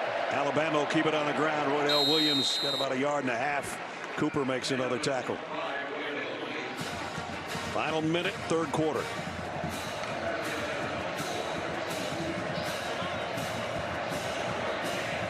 Jalen Milroe started in this game a year ago when Bryce Young was injured. He threw 3 touchdown passes in that game. Today he's got 1 interception, touchdown pass, some long balls to Jermaine Burton, and he's got his tied in the red zone again. Second down and 9 from the 19 to the end zone and overshot everybody. Okay, this Alabama offensive line so far this half, they've had the one busted offensive line play where Cooper just plows in there and gets a sack. Other than that, up front, they've been holding their own so far. And Jalen Milroe has been throwing the ball so far pretty well. Third and long again. Let's see what happens. Last time they blitzed, didn't get there, and it cost them. Will they do it again? I say no. Third down and 9. Milroe looks to the sideline. He's got Nyblack, the tight end / wide receiver, in a slot to the left, and now the backfield empties. Milroe on a crossing route to Burton. Jermaine Burton, touchdown, Alabama.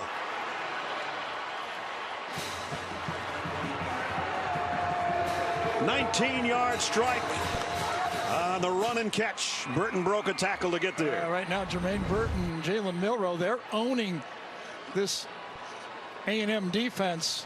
2 open on an easy slant, 3rd and long, and open by 4 yards. Hard to believe, and busts a couple tackles to put it in the end zone. And that short pass, again, delivered perfectly. Will Reichard's point after is up and good. And Alabama has taken the lead by a touchdown on a career day for number 3. Jalen Milroe's 2nd touchdown pass. Jermaine Burton's 2nd touchdown catch. The tie 24-17.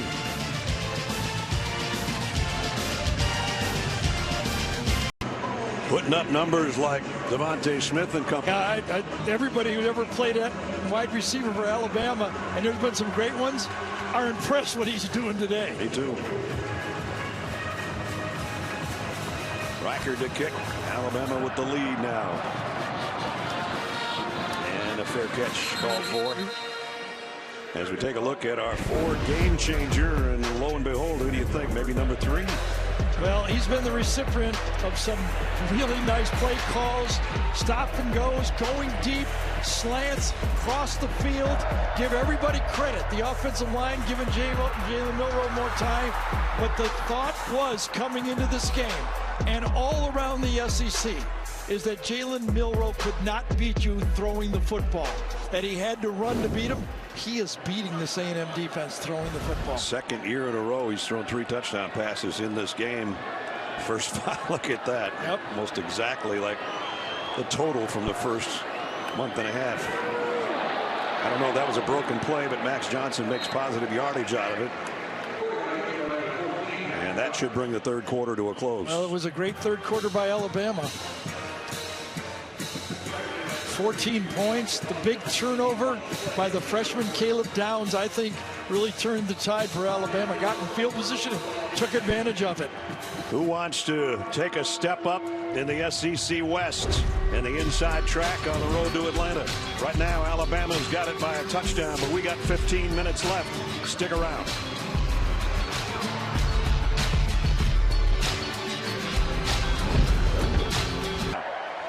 And Texas A&M a second down and 3 from their own 32, and they'll get the first down here. Jenny talked with Coach Fisher at the end of the quarter. Coach, the last few years this game has come down to the wire. How does this team respond in this moment? Well, I think we will. We just got to get it poised right here. We got a nice play there. Get a drive, get points on the board, get it tied up, go out and get a stop. They've hit a couple big plays. We're going to stutter and go there, and got to stop the big plays and get back in groove. Thank you, Coach. Thank you. So a first down on the run to open up the quarter. Anaya Smith on the sideline right now. Max Johnson on play action. Going to run with it and dives across the 40. Funny, I was listening to Jimbo Fisher talk about when Max Jackson runs the football. He said, well, it's just the same as it's always been. When you're running as a quarterback, you think touchdown, no. First down, no. Get down. Get down. And he said, I don't like him sliding either. When I played, I used to go head first. You don't get hurt as much. He followed his coach in that one, I guess, Sure to did. get to the 40. Picked up 3. Anaya Smith back in there now. 3 wide out grouping, all to Johnson's right.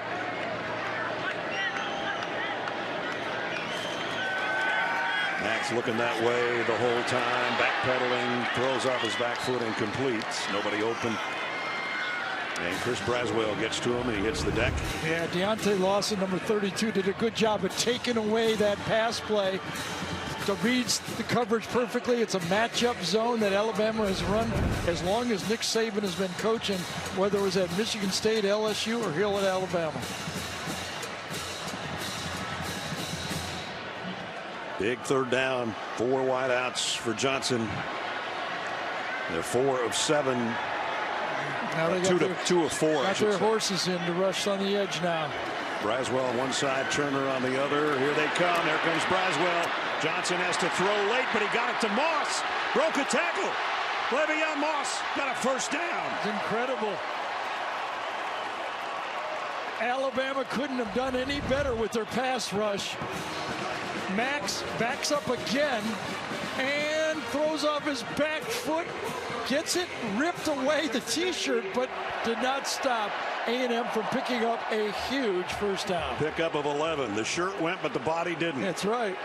And it's a first down in Alabama territory at the 49-yard line. It was 15 and 41 were in there, weren't they? Braswell and Turner. Coming from both sides.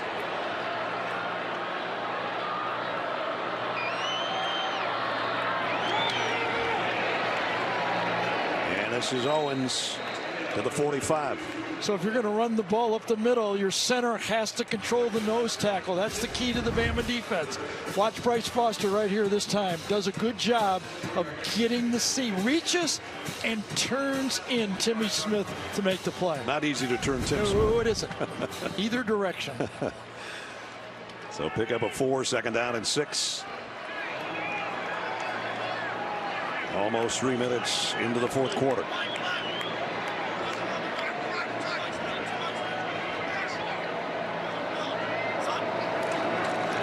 Here they come. Johnson quick throw. Oh, the umpire made the play. And that's what Evan Stewart is saying. Yep. Get out of my way. Usually you want the umpire to move closer to the line of scrimmage after the snap to get out of the way. He stays back. He should close on the play a little bit, get out of the way, and that's what caused the incompletion. Russ Pulley almost had himself a reception there, the umpire. Yeah, you really want the umpire to move close so that you've got that area to throw the ball into.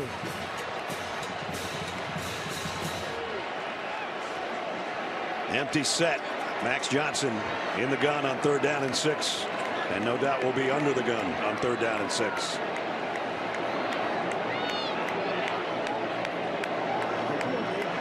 Turner's coming again. Johnson going long. Man there. And is Smith, but it's broken up at the very last moment by Terrion Arnold.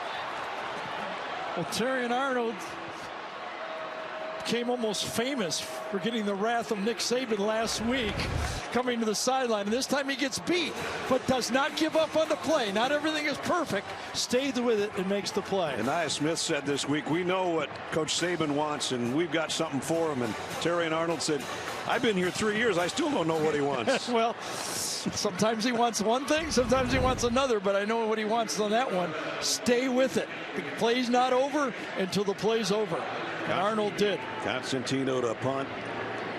Kool-Aid McKinstry's been unable to return anything. He's just gotten out of the way for the most part today. And he's going to call an immediate fair catch on this one and field it around the 14-yard line. Remember, it was Terrion Arnold who made the last play of last year's game when A&M was on the 2-yard line. And this one, he saves it right at the end. Alabama with the lead and the ball when we come back. 5 sacks by the A&M defense, but Jermaine Burton having a career game. And the word was, make Jalen Milroe beat you throwing the ball. Whoops. Yeah. Not a good idea, You know, maybe. Jenny talked about the composure he had after interceptions, but he's also had the composure being sacked 5 times. That can usually speed you up. It has not in this game. Got to give a lot of credit to Tommy Rees. He's found some matchup he likes. He's gone to the short passing game. He's been in control of the offense. It's going to be interesting now to see if they can close the deal. They haven't been able to run the ball. They'd love to go on a time-consuming drive with a touchdown lead. They being Alabama, but we got a long ways to go. 11:44. Well, remember, Nick Saban talking about this team is similar to that 2015 team. Only difference, they had Derrick Henry in the backfield. Yeah, exactly. Well, they'll try to run it. McClellan's had some positive yardage in the second half, and Jace has got it out around the 18 or 19-yard line.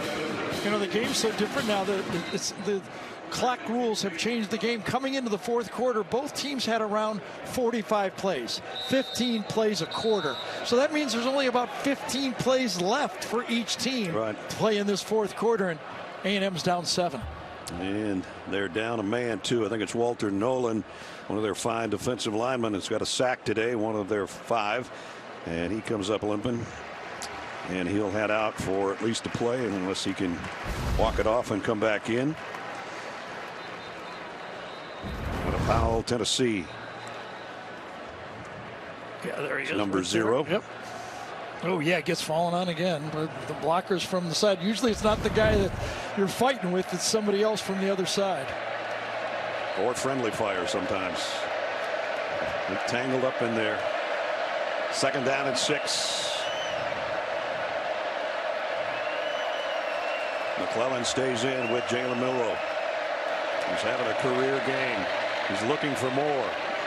And he throws another strike across the 30 to guess who? Burton. Burton lost the ball, though. And it is Texas A&M football. Bryce Anderson again. Had an interception, now a fumble recovery. Coming across, plenty of time, throws to the right guy. Forced out by Bryce Anderson on the play. And then Damani Robinson is the guy who forced it out at the end. Anderson makes the play, and then Richardson pops it out. Jermaine Burton's wishing right now he would have just taken a knee right there and lost it trying to get a couple extra yards. So a golden opportunity for the Aggies. Yeah, very similar to the one. Remember when A&M turned it over to Alabama and they stuck it into the end zone? Let's see what the Alabama defense can do. Can they get a stop now?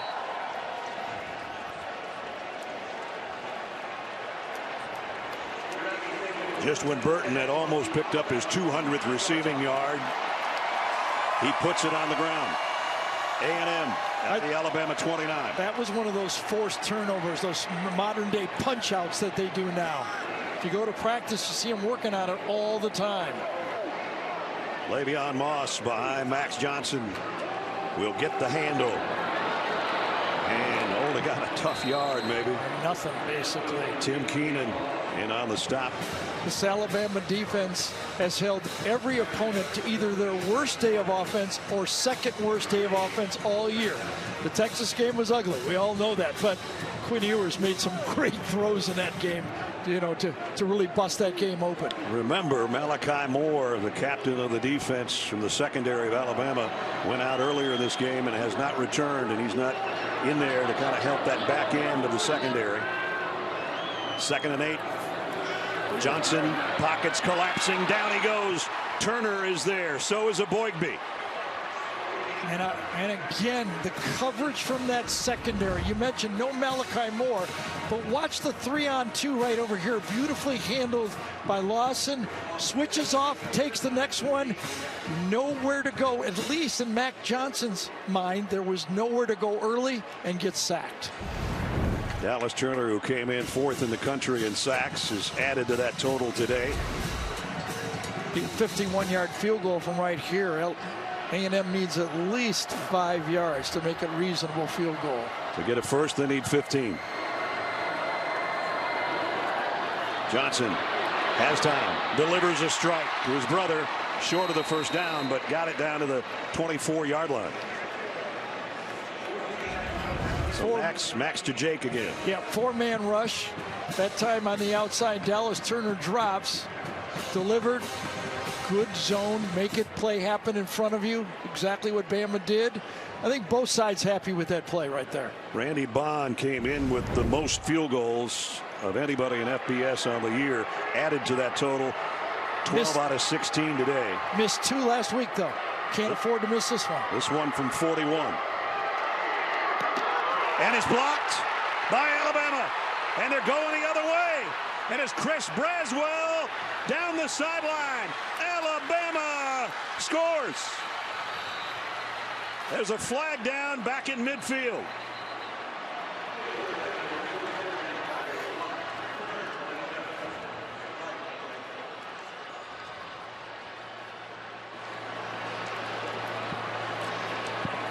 Let's see if it's all coming back. But first, we'll take a look at the block. I think Braswell got it. Personal foul, blindside blank. Return team, 15-yard penalty from the spot of the foul. First down, Alabama. I believe Braswell not only blocked it, I think he caught it. He caught it, he blocked it, he caught it, and there's going to be a penalty, so it's not going to be a touchdown. But what a play by number 41, right in the middle. You don't see that very often. And there's the blindside block on the very top of your screen. It wasn't much. No, Dallas Turner kind of nudged him, and it was. Well, you don't see many guys block a kick and then take it on one hop like Chris Braswell just did. Watch from right over here with Braswell. Watch this. Not only does he get in there, then boom, and then first bounce grabs it off the ground, and then an unnecessary block from Dallas Turner. 15 yards behind the play. I know it's a nudge, but it's a blindside nudge. Like return to a touchdown into what, 37-yard line. Yep. Playing with a touchdown lead, just under 9 to go. Alabama on offense. Jalen Milroe going for more and going to Isaiah Bond. First down. Well, we wondered if there was going to be an emergence of go-to receivers. We've got our answer, don't we? Yeah, Jermaine Burton and Isaiah Bond have done the job. 17-yard pickup on that one by Bond. And it moves it into Aggie land at the 46-yard line. That puts Milroe over 300 yards passing. Wow, and 3 touchdowns. Yep. Roydell Williams in the backfield with Milroe. Will get the carry. Up the middle, ran into a wall. Including Torian York, the middle linebacker. Well, this is a must stop for this A&M defense. Clock is ticking down. Hard to move the ball anyway. Can't go down by more than a touchdown in this game.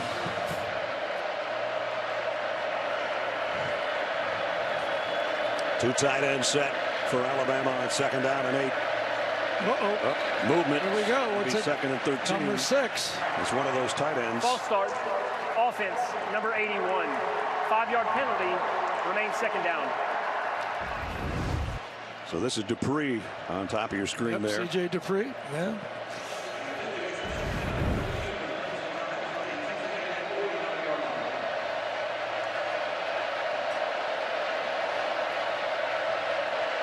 That backs it up just on the A&M side of the 50. What does DJ Durkin dial up now?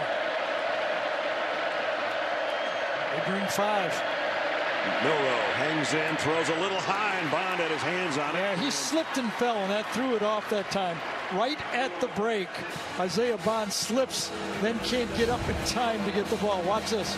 Coming down, speed, stop, slips, and then can't get up and catch it. And perfect throw. Deuce Harmon with the push to make sure he didn't come down with it. If he didn't slip, that would have been an easy catch, I think. A huge third down for both teams. Offensively for Alabama, defensively for Texas A&M. Well, here's 3-man front. Last time they tried this, it was disaster. Another penalty by Alabama. They flinched. Going to be back on their side of the 50. False start. Offense, number 77. 5-yard penalty. Remains third down. Jaden Roberts is the guy that jumped that time.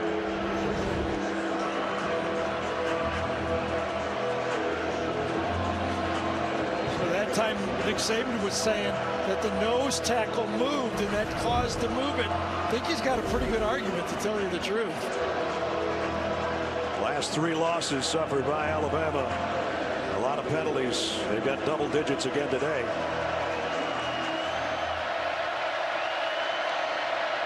Another flag. Holy cow. Another one. False start. Offense, number 77. 5-yard penalty. Remains third down. That's the same guy, same problem.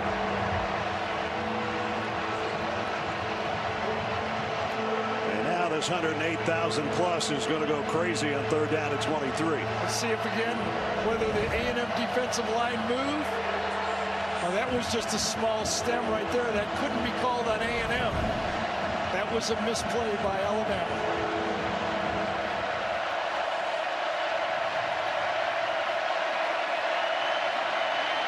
Alabama will keep it on the ground. Chase McClellan's going nowhere. It's 4th down and about 21.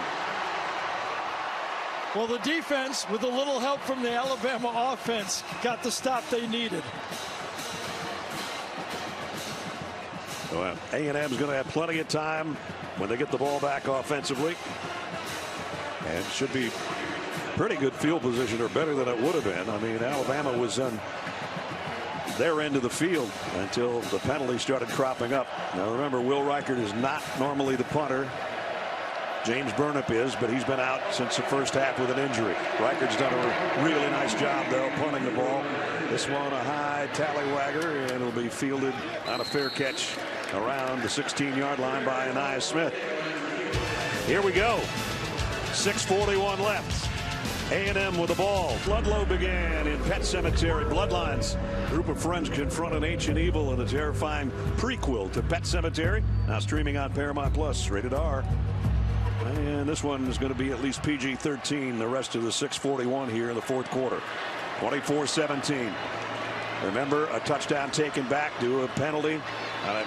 Illegal crackback block. And now cracking Max Johnson down to the deck is the defensive front of Alabama. Well, you remember that offensive line problems that Alabama had in the first half? Well, the second half, the problems are with the A&M offensive line. Yeah. And they're being overrun. 0 points in this half. Every throw that Max Johnson has thrown, he had to back up on to let the ball go. And they're controlling. This defensive front for Alabama is controlling the football game in the second half. You saw that replay. 2 offensive linemen falling backwards, getting run over by the Alabama front wall. Johnson goes down, and it's a safety. Well, the ball is actually out too, but it's going to be at least 2 for number 92. At least 2 is the word. And it might be reviewed whether the ball came out, because I think there was an immediate recovery by Alabama. I called safety first and touchdown second because of this. On the field is an incomplete pass. Oh, he threw it. But was he in the grasp when he let the ball go? The foul occurred in the end zone. By rule, it's a safety. Well, it's 2. His knee was down, I think, or so was they called holding in the end zone? Is that what they called?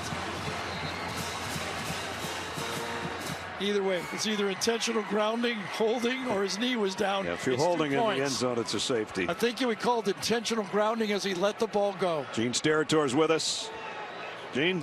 That is what Dan Goutreau said, guys, that he ruled that it was a forward pass prior to Johnson being down. That's the right call after looking at it. And because there is no receiver in the area, it's intentional grounding, which is a spot foul, and in this case would result in a safety. And that's what he ruled on the field, and that's a really good job of ruling that live on the field, fellas. I don't know how he got rid of that thing in the first place, because he was getting decked by Aggies. Well, I'll tell you, give that Alabama defensive line the win on that series. You're not kidding.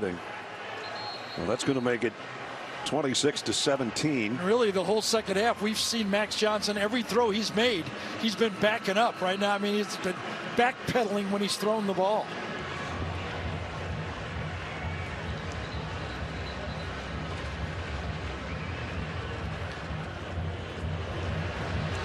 (26-17), and that's a comforting lead for Alabama compared to what they were at just a touchdown up, and now a free kick coming up, and that will mean either Randy Bond or Constantine. Yeah, and the big part of that, obviously, a 9-point lead, a 2-possession lead. Boy, kind of just rocked Santos that time. Number 71, Chase Santos, rocked him, just overpowered him. There was no trickery on that pass rush. So it's going to be Randy Bond, the kicker. You have the option to kick or punt this. Bond will kick off. Kendrick Law and Roydell Williams are waiting around the 20-yard line on the other end for Alabama. That's a nice kick. It's Kendrick Law from the 9-yard line. Sidesteps one tackler, swarmed under as he got across the 30, and that's where Alabama with a 9-point lead and 5:48 to go. Coming up before we're done, it's a play of the game presented by Jersey Mike Subs. I would think maybe number 4 would be involved if this lead holds. I'd pick him as my player of the game. Listen, you're going in the huddle, or if you're the coaches, you're telling your playmakers, the guys who have the ball, okay, hold on to the ball. Yes, we want first downs, can end the game. No turnovers, no penalties. Let's do it clean and see if we can put this game away if you're Alabama. The no penalties has been a problem. They've had too many. They'll keep it on the ground. Trace McClellan got 2 or 3. A&M's got all their timeouts remaining. And the clock winding down under 5.5.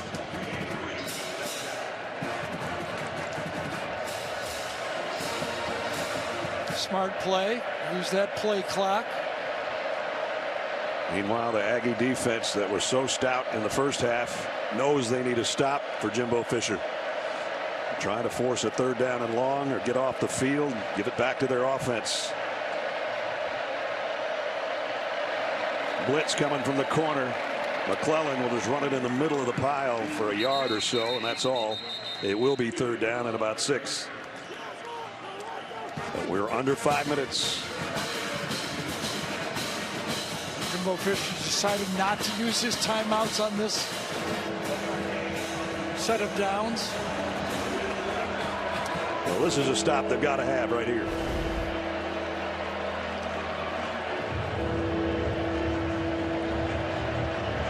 Alabama comes in with their receiver group here, but do they throw it on 3rd down and 6, or does maybe Jalen Milroe take off on his own? He hasn't run much today. He's going to have to run for his life here. And he's very fortunate to hold on the ball that time. Delani Richardson. Watch from the secondary. Watch him try to swat the ball out of his arm as he got his hand as he comes through. Coming from the left side. Swats at it. Oh, just tucked just in time by Milroe. And Cooper was there as well. So now it's a punting situation for Will Reichert again. And the 6th sack of the day. And Aniyah Smith, remember, took one coast to coast last week. He almost did it here earlier today.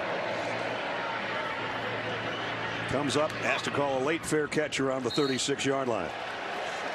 So 3:37 remaining. Texas A&M, their defense holds. They get the ball back for their offense, and they're 9 down with 3.5 to play. Show. So the biggest thing to be aware of if you're A&M is with the new clock rules, first downs do not stop the clock. Completely different feel right here for this drive by A&M. And a completely different feel to the second half compared to the first for Alabama. So look at the numbers. And now it's on the shoulders of Max Johnson. Nothing strategy will work if they can't block that front though. He throws late, a wobbler almost intercepted, intended for his brother Jake. And somebody got a hand on it. Same matchup. Braswell pushes Chase DeSantis right in to Max Johnson. Prior to the pass, holding, defense number 9, 10-yard penalty from the previous spot, first down. So a defensive holding penalty. Yeah, Trey Amos is in the game because of Malachi Moore hurt in the first half. And he was working on Evan Stewart, and that was holding. Yeah, that was obvious. So first down at the 46. Johnson, deep sideline, too far, intended for Jake Johnson. And again, Max had to pick himself up off the turf, and again a flag. Personal foul, roughing the passer, defense number 41, forcible contact to the quarterback's head and neck area, 15-yard penalty from the previous spot, first down. As many great plays as 41 has made today, that's not a good one. So 2 big penalties, one by Dallas Turner on the touchdown run by Braswell, and now this one by Braswell himself. Remember, it's only 10 more yards to get into field goal range for A&M. There it is, hit to the head. So they're all the way to the 39-yard line by penalty. And they haven't done anything right yet. Johnson loads, throws complete. Anaya Smith down the sideline and in. Touchdown A&M.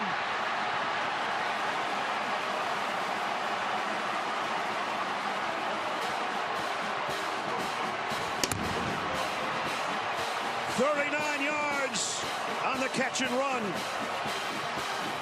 The Alabama corner, I'm not sure who it was, went for the ball instead of making the tackle. Yeah, it was McKenzie right there. Kool-Aid McKinstry goes for the ball to try to knock it out. Instead of making the tackle, turns into a touchdown. And he did not step out. Nope. They're looking at it again. Did his toe scrape before he got there? I think his right toe might have scraped. Right there. Gene, oh, you can't tell on that look. Nope. Can't tell at all. Gene Steratore is with us, but unless we get a different look, I don't know if Gene's going to have anything we don't have. Does his right. Tell you what, guys, from one peek I felt the same thing. You got a pretty good look there from our low end zone, and I think that right foot definitely slides in the white. Now the question, or what they'll look for, is where is that football? Right. Yeah, Gary, where is he extending? I think we might be just outside of the 1 yard line, 1.5 in that area when that toe drags, but they'll piece this together and put both of those elements in. There's a great shot by our camera guys right there. Be almost looks like right 1.5 yard line is the call. That right toe, he looked like he was in until the third look. And that's a big play for Bama because it buys time. Mitchell Wilkins is our replay official as we get another look. Elias digging up some dirt right there that he wishes he had back. Well, what an effort. Yeah, Kool-Aid went for a strange play there. Tried to snap it out of his hand and ended up releasing it down the sideline. The runner's right foot touched out of bounds prior to the ball crossing the goal line. The ball will be placed at the 2 yard line. First and goal, Texas A&M. So it's a 37-yard pickup and first and goal outside the 1. Yep, there it is one more time. And this, I think, forces A&M into throwing the ball. They can't afford to run the ball because they need to keep their timeouts. So if it's not good, at least the clock will stop. Crowd doesn't like it, but call was the right one. But still a huge play. I think at least the first 2 calls by A&M will be pass plays.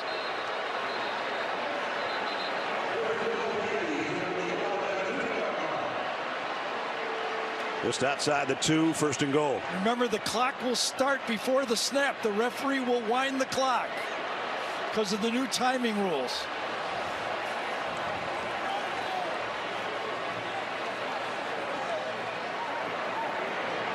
Ernest Cronauer is in as a fullback in an I backfield. He's caught 2 passes this year. They were both touchdowns at the 2-yard line. Johnson throws incomplete. Closest guy was Noah Thomas. 2nd and goal.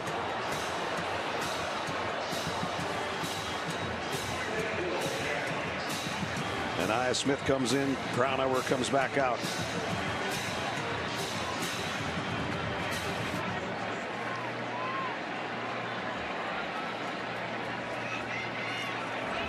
Noah Thomas and Anaya Smith to Max Johnson's right.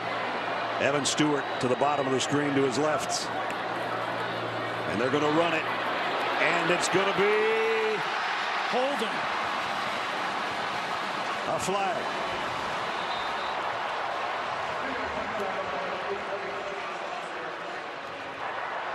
I think Noah Thomas held. Offense number 3. 10-yard penalty from the previous spot. Remains 2nd down. And remember, this is all costing time. Eventually, A&M may have to kick a field goal to put it within 1 possession. But watch, right side, watch the hold. Grabs him with his right hand. Easy call. Twisted him. Could not make the play. Jalen Key might have been able to make the play. Yeah, it was holding. Remember, a couple of plays ago, we were saying touchdown Anaya Smith. Now they're back at the 12-yard line. Still have to throw the ball, get it into the end zone. Smith's a slot man to the right on 2nd and goal from the 12. Johnson in trouble. Got away momentarily, but not the 2nd wave, and Braswell is there again. Now, so is Keenan. Now Jimbo has to decide whether he's going to burn a timeout or it costs him 40 more seconds. I'm surprised he's not going field goal here. You've got to make it a 1-possession game. 3rd and goal. We're down to 2.5 minutes. Taking their time on the snap, too. Johnson has time. Far side to his brother. Down to the 2-yard line. It's still 4th and goal. Now you got to decide whether you do field goal, timeout.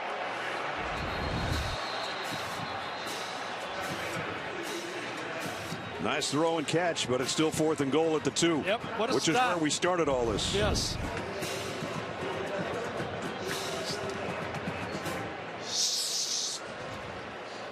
Remember, the last 2 seasons, this matchup came down to, first of all, this field goal to win and to upset the #1 team in the country. That was here last year in Tuscaloosa. Last ditch pass. Terry and Arnold breaks it up for Evan Stewart. The last play both years, and now here we are down with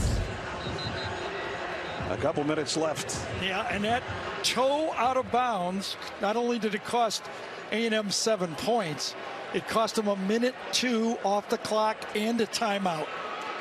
And so they'll try a 20-yard field goal to make it a 1-possession game or a 1-score game. And Randy Bond,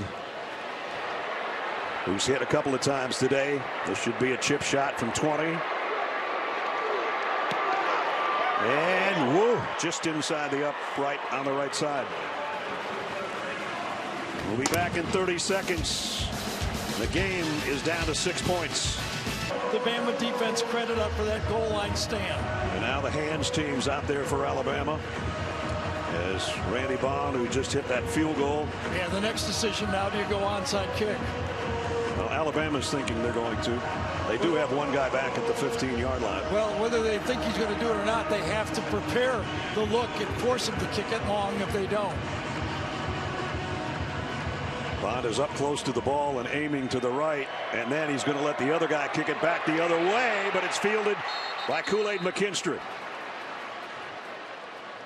Blair Zapata, the backup kicker, They tried the old right and come back to the left. Didn't work. McKinstry, good hands. So McKinstry had an opportunity to make a tackle and elongate that drive, but this one, very nice. So Alabama's got it. A&M is down to 2 timeouts, 2:11 to go.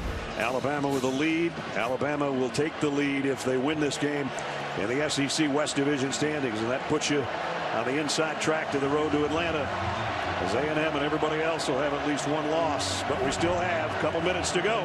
Well, if they stop them 3 times, they would get the ball back about 1:10 left.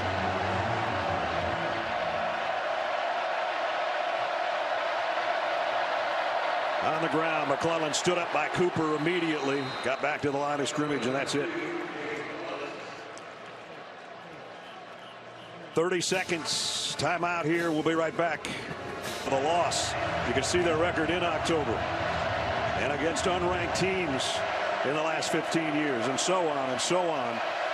And that's down to 2:08. That last play only took 3 seconds before the timeout. Here's a toss sweep to McClellan, trying to follow his blockers and trying to hold on to the ball. Maybe got 4 yards. And now we're at the 2-minute mark. So I don't think there'll be any temptation for Alabama to throw the ball. The way their defense is playing, you got to trust them.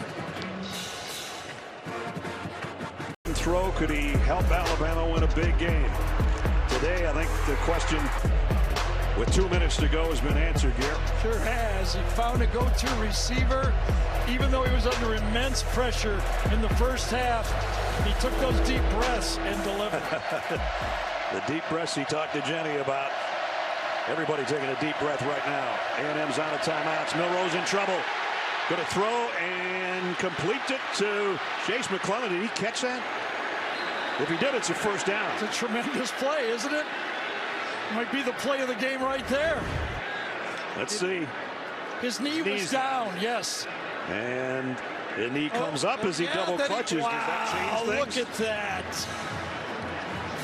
If he'd have caught it clean, it would have stopped right there. What a play. Gene Steratore confirmed that that's the rule. And this one's a one-hopper. Let's go back to a second. Gene, that is one of the rare things you don't ever see. That's a first for me, guys. I haven't seen one like that. It's kind of an assist by himself to himself, right? So it's just a touch. Nobody's down there. Possession, as you said, both the knees up. Play on, big first down. Wow. That was a little bit of everything. I think Jalen Milroe made a big mistake right there, throwing the ball.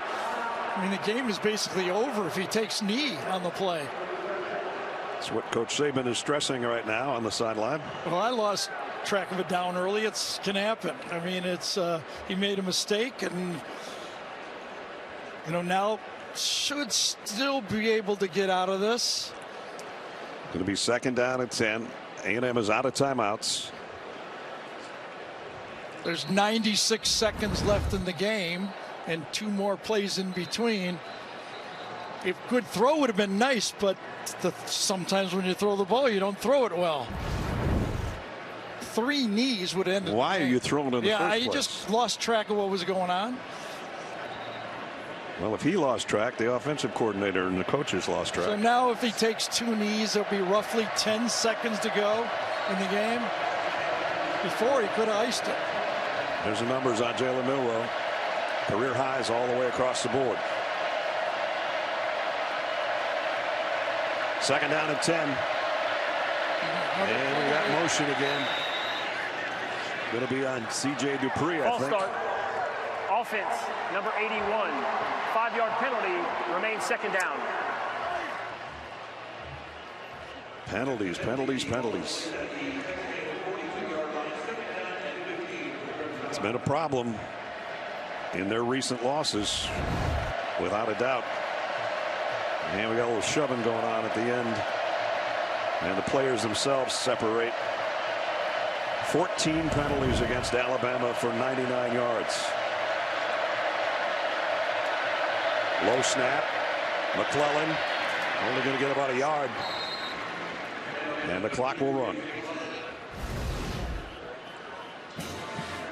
9 pre-snap penalties. How about that? Out of the 14. And they should win the game. They should have won the game on the blocked field goal had they not had a illegal chop block.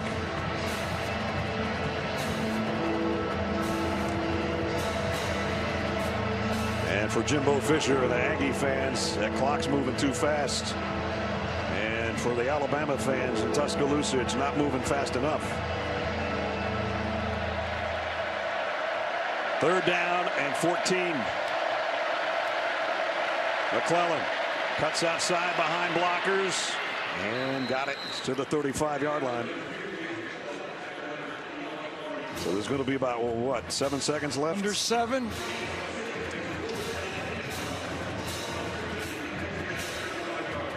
Do you risk running around to try to waste 7 seconds? I don't think they will punt the ball, but they've got a very valuable veteran player in Reichert back there. I would think that they could kind of run to the side and just throw it real high and kill the rest of the clock. We're going to find out. It's 4th down and 8, which is immaterial right now. It's the clock. Remember, if, 3 straight knees, game's over. Right. So they wouldn't have thrown that mistake. pass. Yeah, mental mistake. The first play. So there it is, stopped at 7. Alabama takes a timeout. And now we'll see what they decide to do to try to waste the last 7 seconds of the game. Well, I don't think they can kill 7 seconds. If they, they either make a first down or A&M will get 1 play. 7.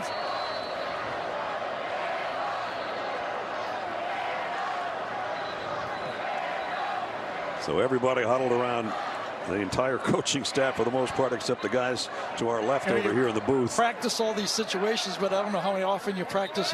Can we kill 7 seconds? Right. Well, the final talk was just given to Jalen Milroe from the head coach. Right. How many coaches are out there yakking around that huddle? So remember, you could just in that offensive line. Just could they hold up a little bit so Milroe can run around and then throw it as high as he can. Here we go. Milroe running to his right, throws it not high enough maybe. That is it. They did get enough time to run around and throw deep, unless they put a second back on. The tackle box and the ball crossed the line of scrimmage. The game is over. The game is over. Alabama survives on the road here against Texas A&M, 26-20. It was a good game. Some mistakes that were costly, some huge plays by both teams. First half defense was exceptional for the Aggies. The second half defense exceptional for Nick Saban and Alabama. Yeah, but the difference maker in this game, Jalen Milroe stepped up and played like a lot of people did not think he could. Yep, no doubt. 3 touchdown passes, career highs all the way across the board. And we'll take you through the last play and the clock. They needed to burn 7 seconds. Jalen Milroe blew about 5 of them before he put it in the air, and time runs out as it goes out of bounds. And Alabama goes to 5-1, goes to atop the SEC West at 3-0. And Jenny's with the coach. Coach, you're now the leaders of the SEC West. How'd you find a way to win out there in that tough battle? Well, I think our guys did a great job of showing a lot of tenacity. Like the way they played in the second half. We had to overcome a lot of adversity, a lot of calls, that we kicked ourselves in the foot, getting penalties and, helping the other team, which is something we need to eliminate. But this is a great win. This is a tough place to play. They got a good team. I'm really proud of the way our guys competed in this game. Congratulations, Coach. All right, Jalen, you're here and just took down one of the top defenses in the country. What does that do for your confidence as you're going out there and competing with these guys? Yeah, we have to acknowledge that they're a great football team. It took a lot of preparation going into the week, playing in a tough environment, playing against a tough opponent. So we knew, coming to the game, it was going to take all 11 guys. You come to college to play a game like this. It was fun. I'm very glad, we came out with a win and roll tide. Congratulations. Thank you. Thank you. I love that. It's fun. It was fun. Well, there were times when it wasn't in that first half, but he made it fun. When you win, it is fun, especially on the road. And I tip my hat to him. When you're getting rushed like that early, to keep your composure like he did. Story of the game. Back-to-back wins for number 4 as the quarterback of the Tide a year ago and now today. And now it's time for the play of the game, presented by Jersey Mike Subs. One of 3 touchdown passes. This one the crossing route to Jermaine Burton that got the lead for the Tide. Chris Stewart for Alabama Radio called it like this. With the play clock now at 4, at 3, waiting on the snap at 1. They just get it off in time. Fires, quick slant. Burton, 10, 5, end zone, touchdown Alabama. Jermaine Burton on the 19-yard reception and run after the strike from Jalen Milroe. And Bama is back on top. And back on top they would stay as they go to the head of the class in the SEC West. As we look now, they're 3-0. LSU with a comeback win today, 3-1. Texas A&M falls to 2-1. But Alabama, for at least the time being, has